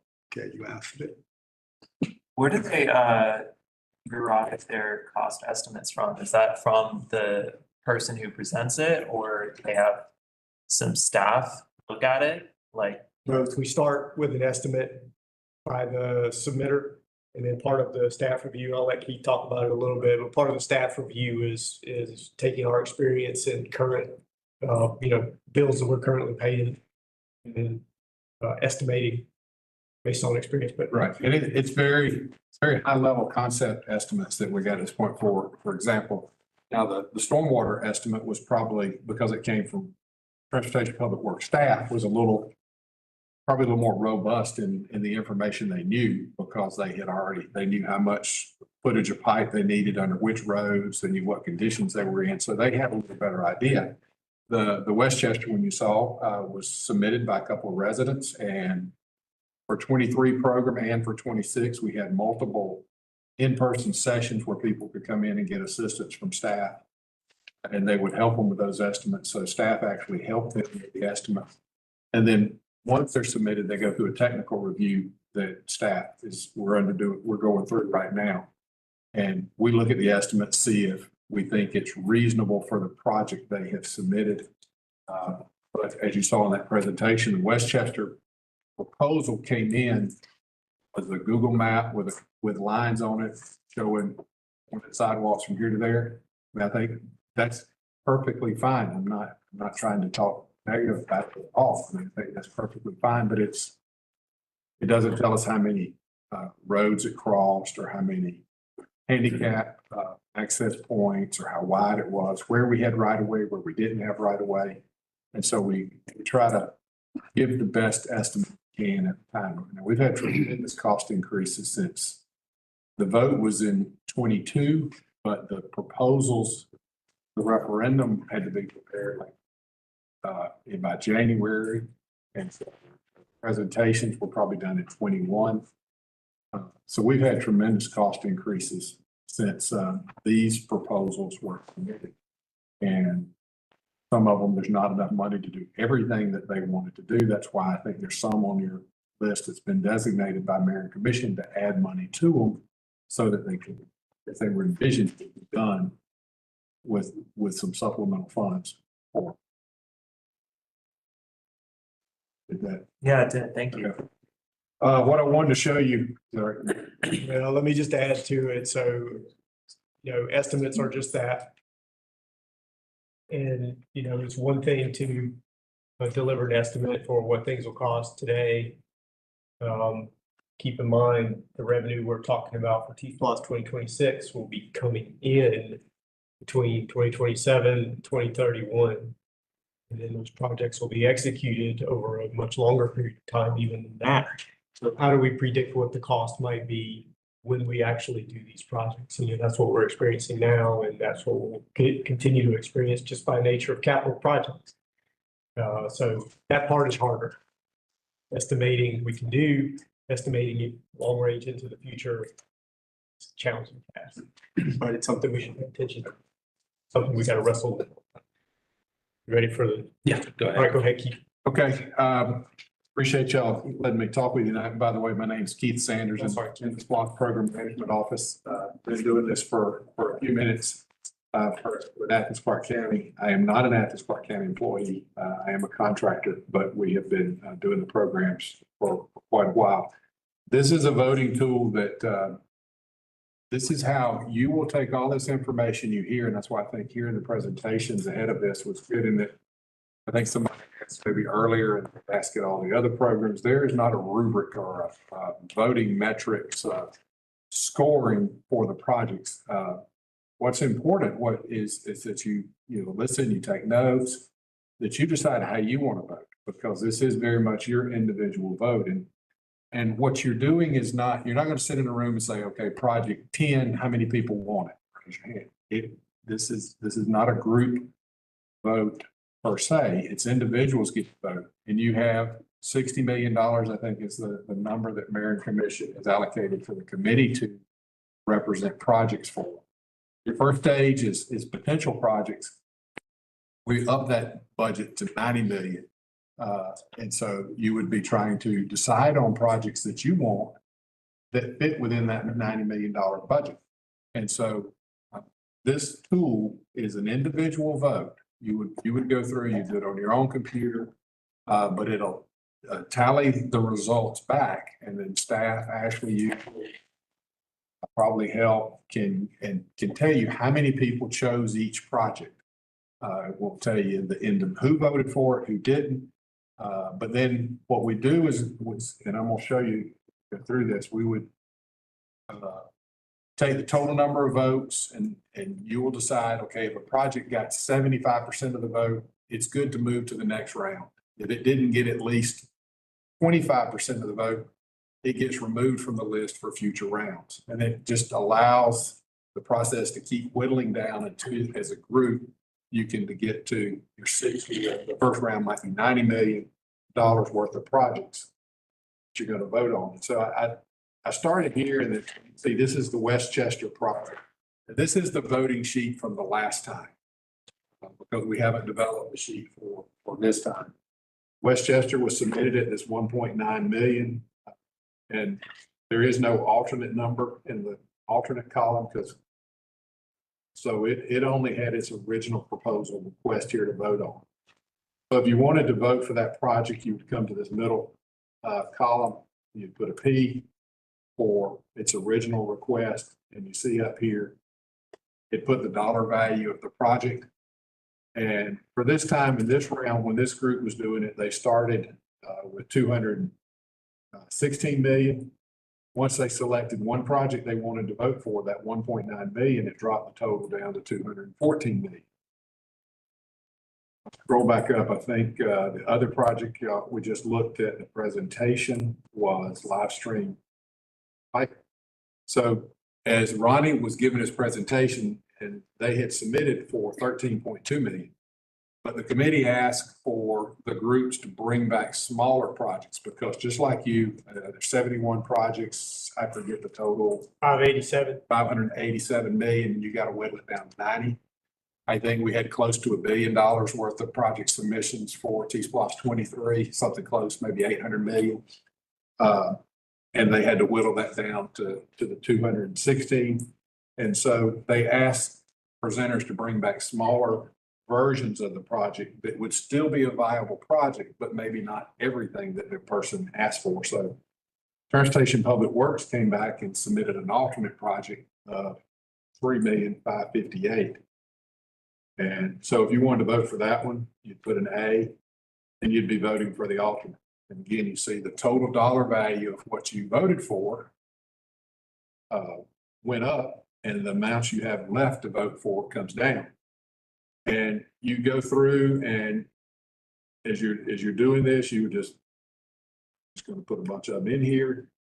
You'll see the dollars going down, and then eventually you're going to get to a point where you go negative.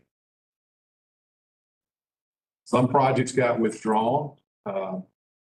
Might be that a presenter took a pulse of the room and realized, I don't stand a chance. I'm going to withdraw my project, or I'm going to combine it with something else. Maybe they submitted 2 projects. So it's listed there so everybody knows it was a project. It was presented. That was the number, but it's not available for voting. And I'm just putting all the P's in here to kind of get the total. So if you put a P when all, and some people said, okay, I withdraw my big proposal. I'll just put in an alternate proposal because they thought that was a better chance for them to get their project selected. So I just went over, they had 216 million to vote for. In this round, I voted for 235. That's not allowed. So if you had tried to do that and submit your vote, we would tell you, you got 18 million, you've got to go unvote for because you only get 216. And so we would require you to go, unvote for one. And okay, well, it shows you got 16 million left. So you could choose this one here that's 15 million. You've got 1,388,000 left. You don't have to vote all your dollars, but it works better when everybody does vote all their dollars, or as close to them as you can get. So if you wanted that project, then you could go add that one to the list. I doubt there was anything on the list. Oh, there's one for 95,000. Down to 126. So, you'd keep going, and you do this until you spent all the dollars that you had available, or there was no more project. And this says you voted for projects or alternates. That gets fed back into a bigger sheet that Ashley would have, and then she'd come back and tell you, okay, project 10 got out of 22 votes, it got 17 or 18 votes. So I got more than 75%. It would move on to the next round. Or perhaps automobile extraction equipment got 3 votes, 3 out of 22. Well, that means only 3 of y'all thought that was a worthy project. So it would fall off the list and would not move on to the next round of voting. So all that might be helpful for you to this won't be the only time you hear it. We'll go through it again, but I know in doing this in the past, the committee has said, man, I wish I had known how we were voting earlier on, so then I knew better how to evaluate things because you'll discuss and you'll lobby for your own projects that you like and such as that, but in the end, it's your vote. This is a way to vote privately and, keep the votes to the dollar value. If you just took individual votes and said, project one, how many people? You'd all vote for everything and you'd never be whittling it down to a number to get you back to the number. And it gives it doesn't require 100% approval, but it lets you, the easy thing is it lets you pull off those. It finds out real quickly those that the group doesn't care much about. One question. Thank you, Keith. I appreciate that. At what point do we vote? After a presentation or after all of them? After all of them, in June is when we'll start rounds of voting. So there's a lot to keep in your brain, but we'll have ways to come back to it to remind you. But I'm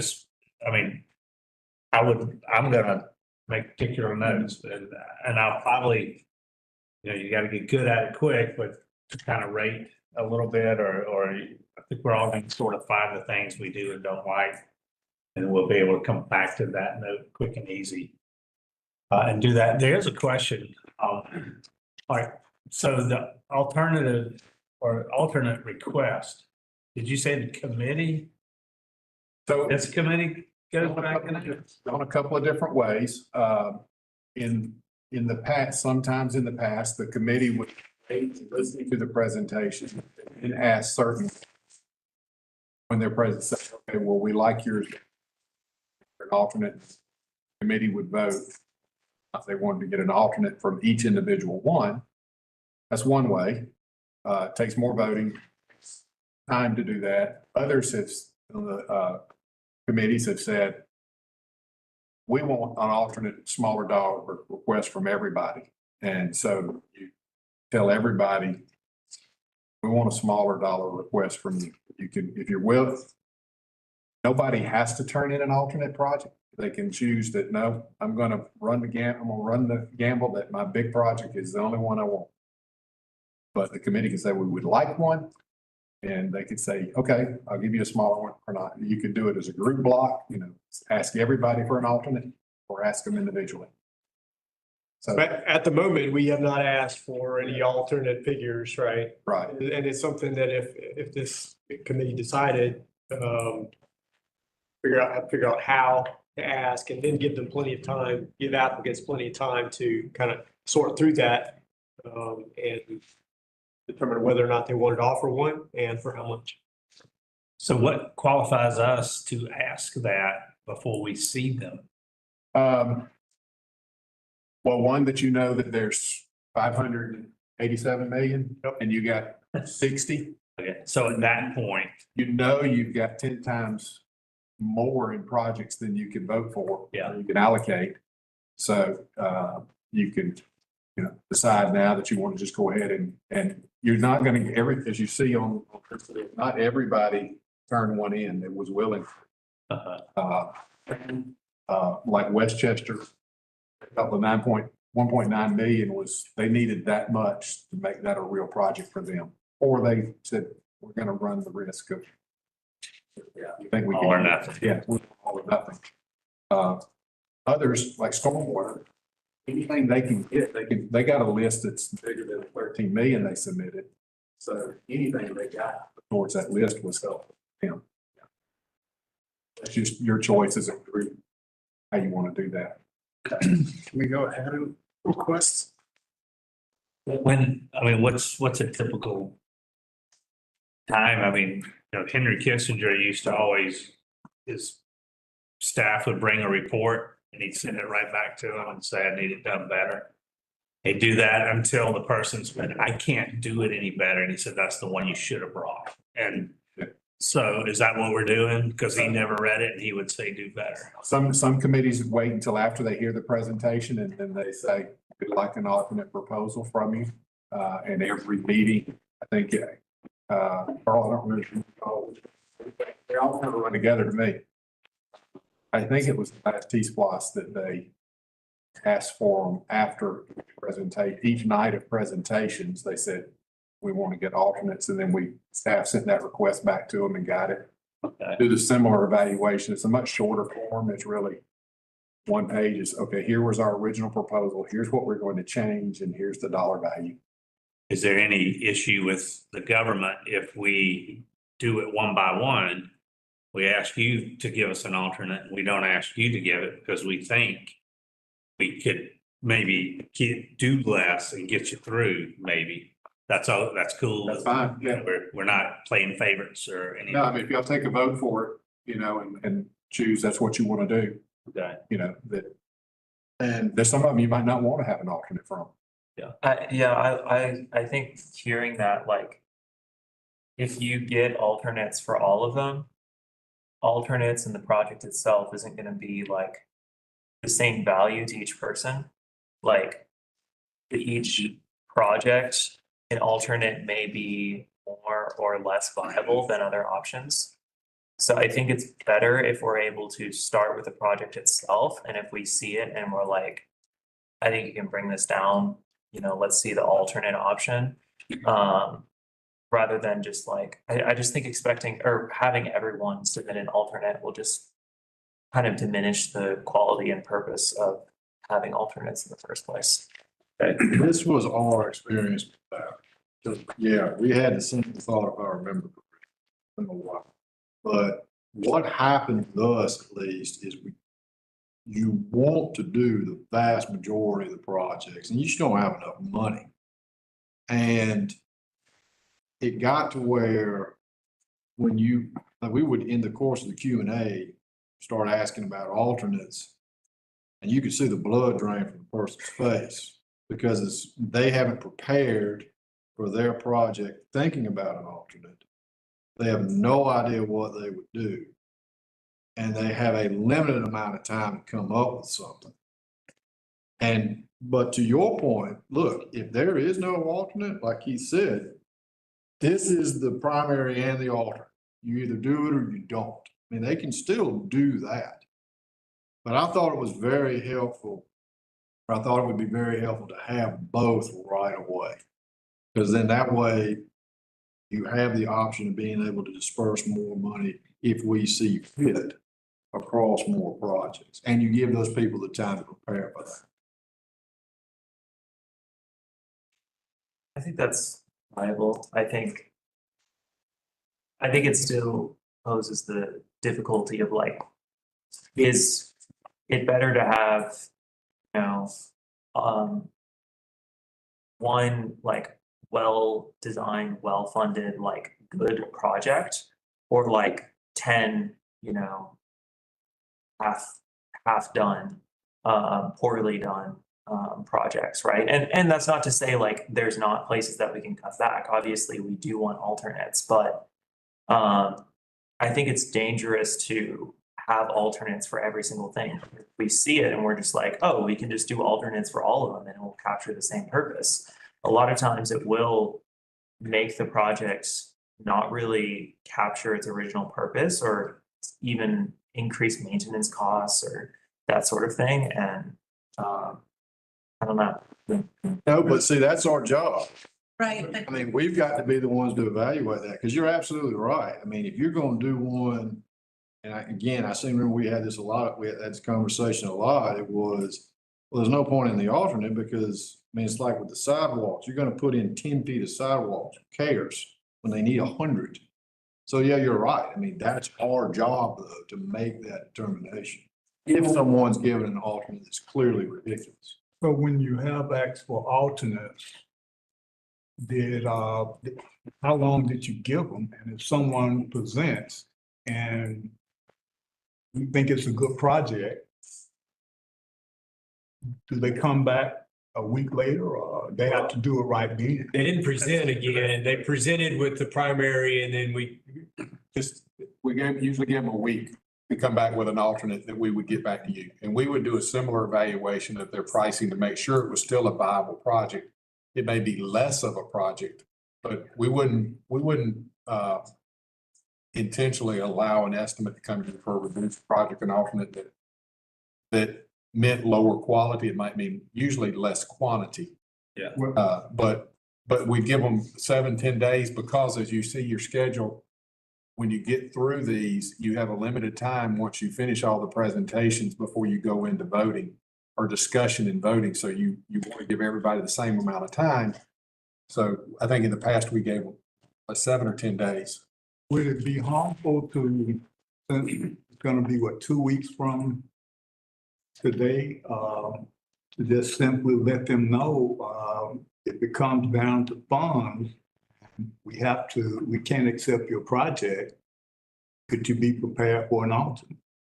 Would that be unreasonable? No, and we've done that before too, when committees have, like when the committees asked early on, that said early on that they were going to ask for alternates from everybody.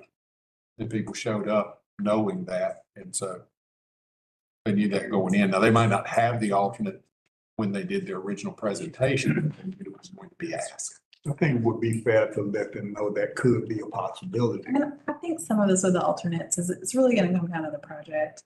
You have a neighborhood that wants sidewalks, maybe you do the 2 blocks that are closest to the busiest road where there's retail, right? But you don't go all the way back into the thing, or the thing with the culverts, like you can do some, but not all of them. You can't build half a bridge, like there's the projects, you're either gonna build a bridge or you're not gonna build a bridge, but there's no partial there. So.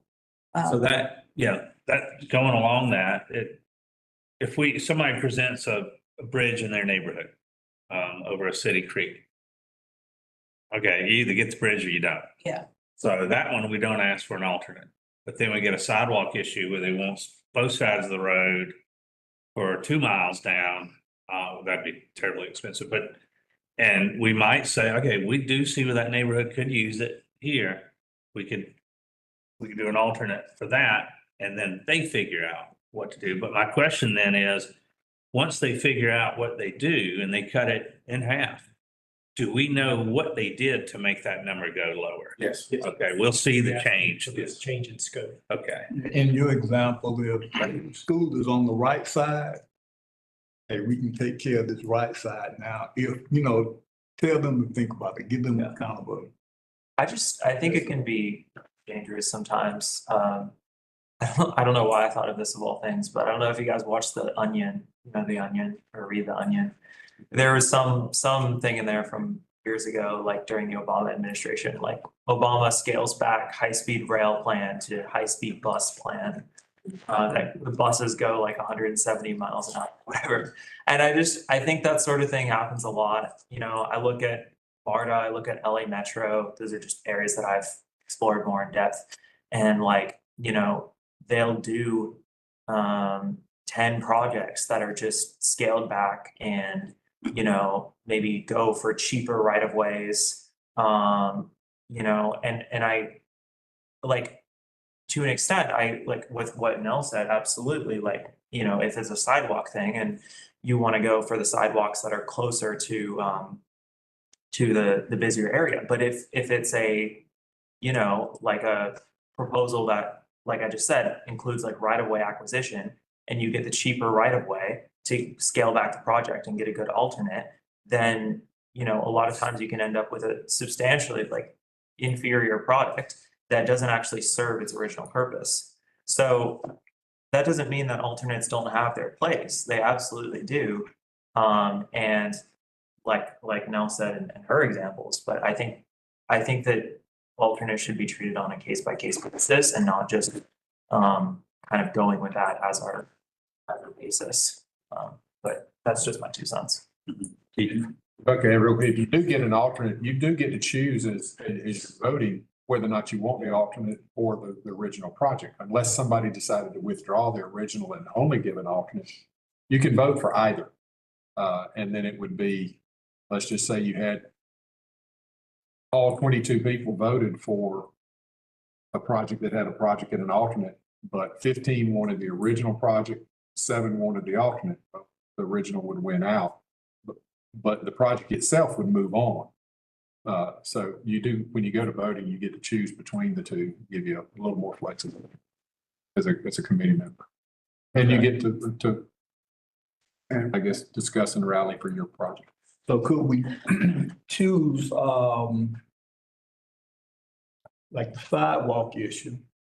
That's something we know that, hey, look, I really would like to see, that project sidewalks on the side of that school, the side of the school.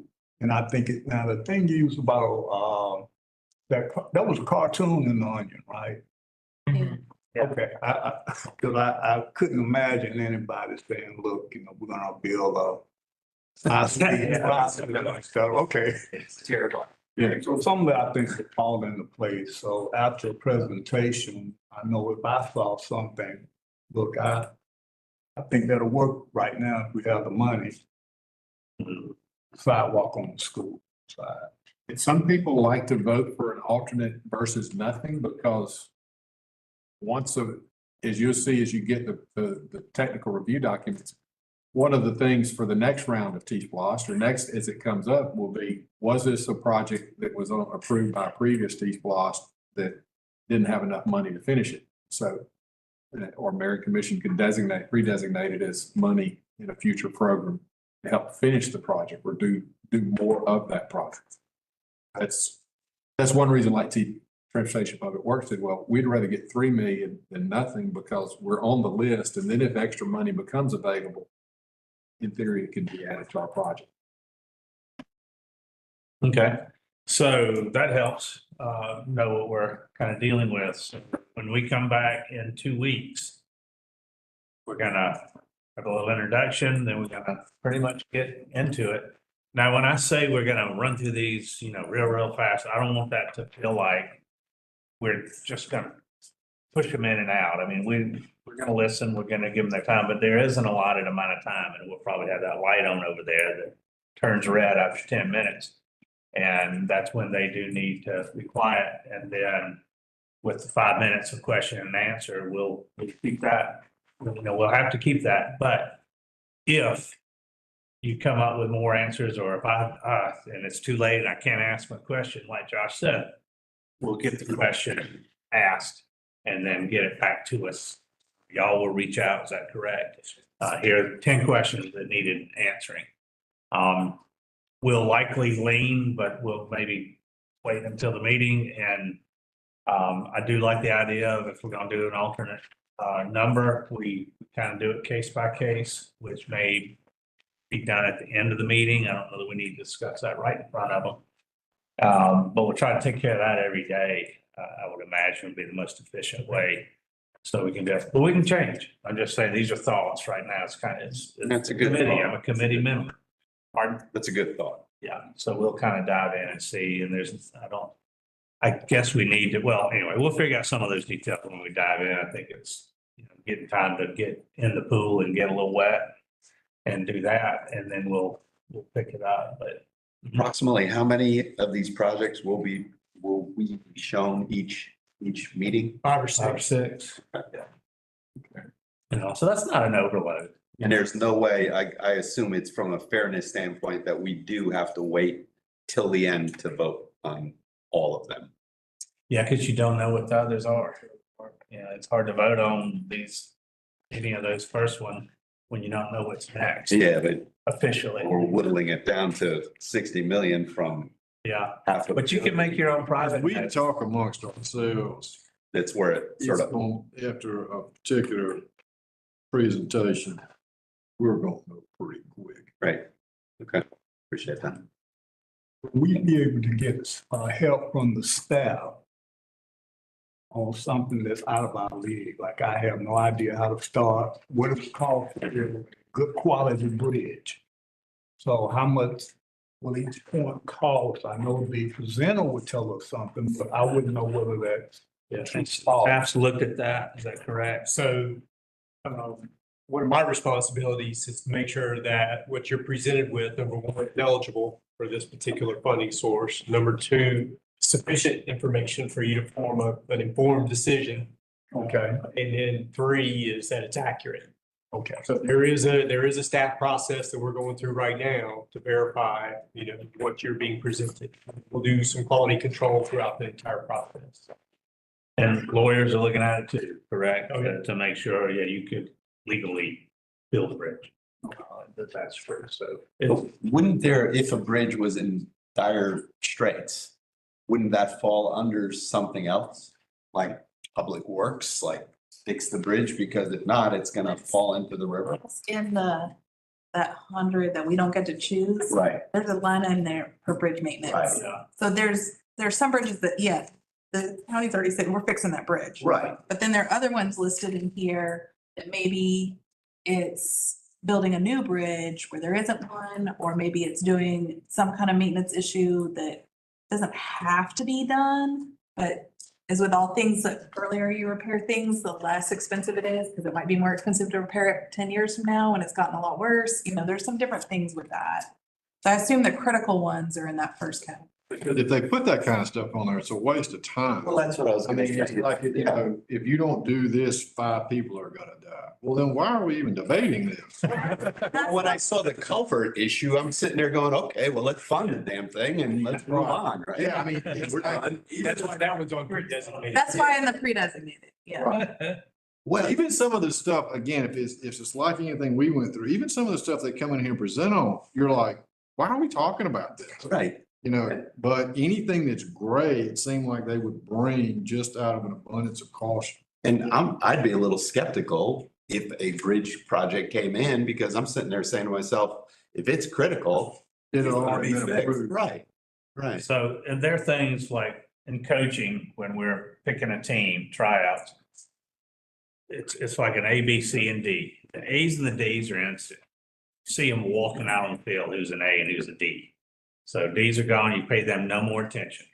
A's are in, you pay them no more attention. Finding the B's and C's, because they gotta be B's, you gotta cut the C's. And so we're gonna find, I'm assuming it's gonna be that middle stuff that's gonna be the toughest.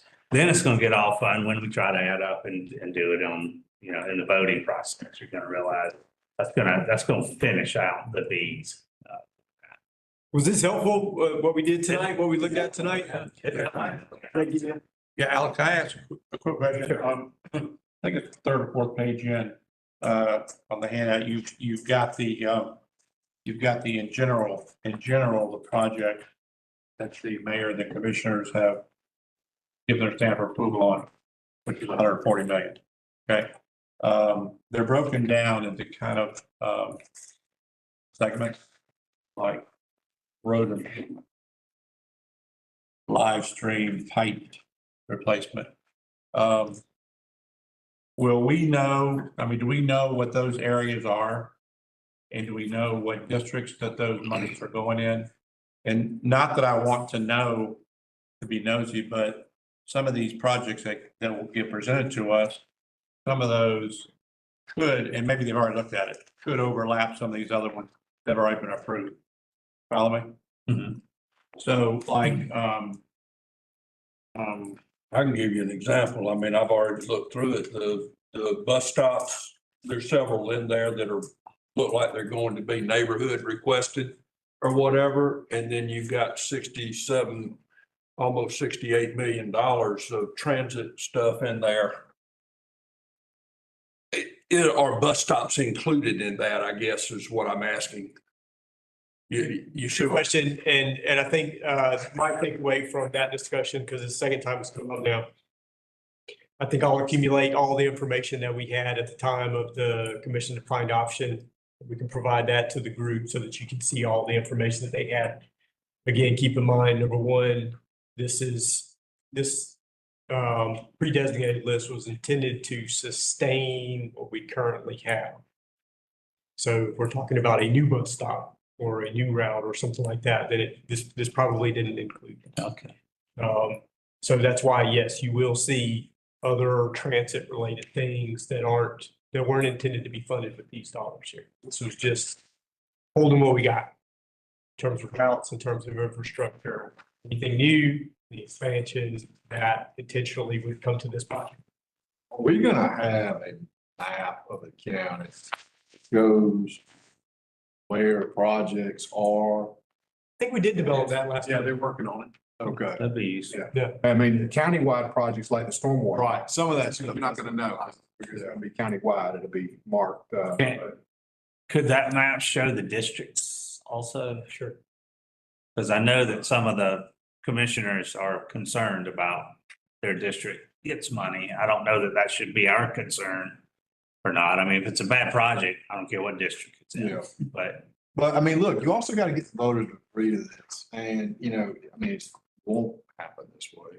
Hope not. But I mean, if all of a sudden everything's over on the east side, that's not going to be a very easy sell to the rest of the people in the county. point. It's like, why on earth are our tax dollars all going to one section? So you want to have that fairly evenly geographically dispersed. I don't think we need to. I mean, I don't care if you put the commission district there or not. I think that what we will find as we select the projects is they will be pretty even. As you said, it doesn't matter whose district's in. If they're all like clumped together, then we haven't done it We haven't done a correctly. very good job. So I think even without the lines, like if it's pretty evenly distributed around. Well, I think I agree with you. In fact, that's already a discussion that I've heard from people don't even know I'm on the committee. And, you know, we are going to do, I think you summed it up and I think we are agreeing with each other. It is important, one of the factors, not the important factor.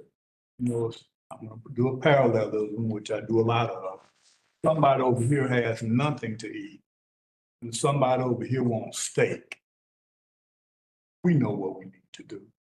Now, we may not need to give this person steak. And it's not so much that we have to be fair. There's nothing wrong with everybody eating a submarine sandwich over there. And look, you know, if that team he's putting together has a big game, hey, he need to beef them up. So you look at that's one. There's a cartoon that I admire a lot. You have a guy 6'7", and then you have one 5 foot. And they're trying to look over a fence. And you're gonna give all of them a stand that's 3 feet. Now, that's not good, but at least let everybody be able to, you know, look over the fence. Yeah, I think it's equity. I think it's the word they use. Yeah, no, I think a lot of this is gonna pan out. We're gonna find out. So, and some things are gonna matter a lot more to you than to me, and that's where we vote. So we'll dive in 2 weeks. Any more questions about where we are? Again, you've got my email if you need to send me something. Do that. Yeah, Josh, I believe, and so we will see y'all. If there's nothing else more, we'll adjourn. Is there anything else we need to do? See, next week, do we get the list of everybody that's, we got the, Next week, we have off. we got the next. Yeah, so We'll get the list of everybody on the committee. We will. Yeah, we need to, I think we're still waiting on commissioners to replace. What we're doing next time. We'll collect them and Just leave them. it'll be available for you next time. Yeah, leave a name tag.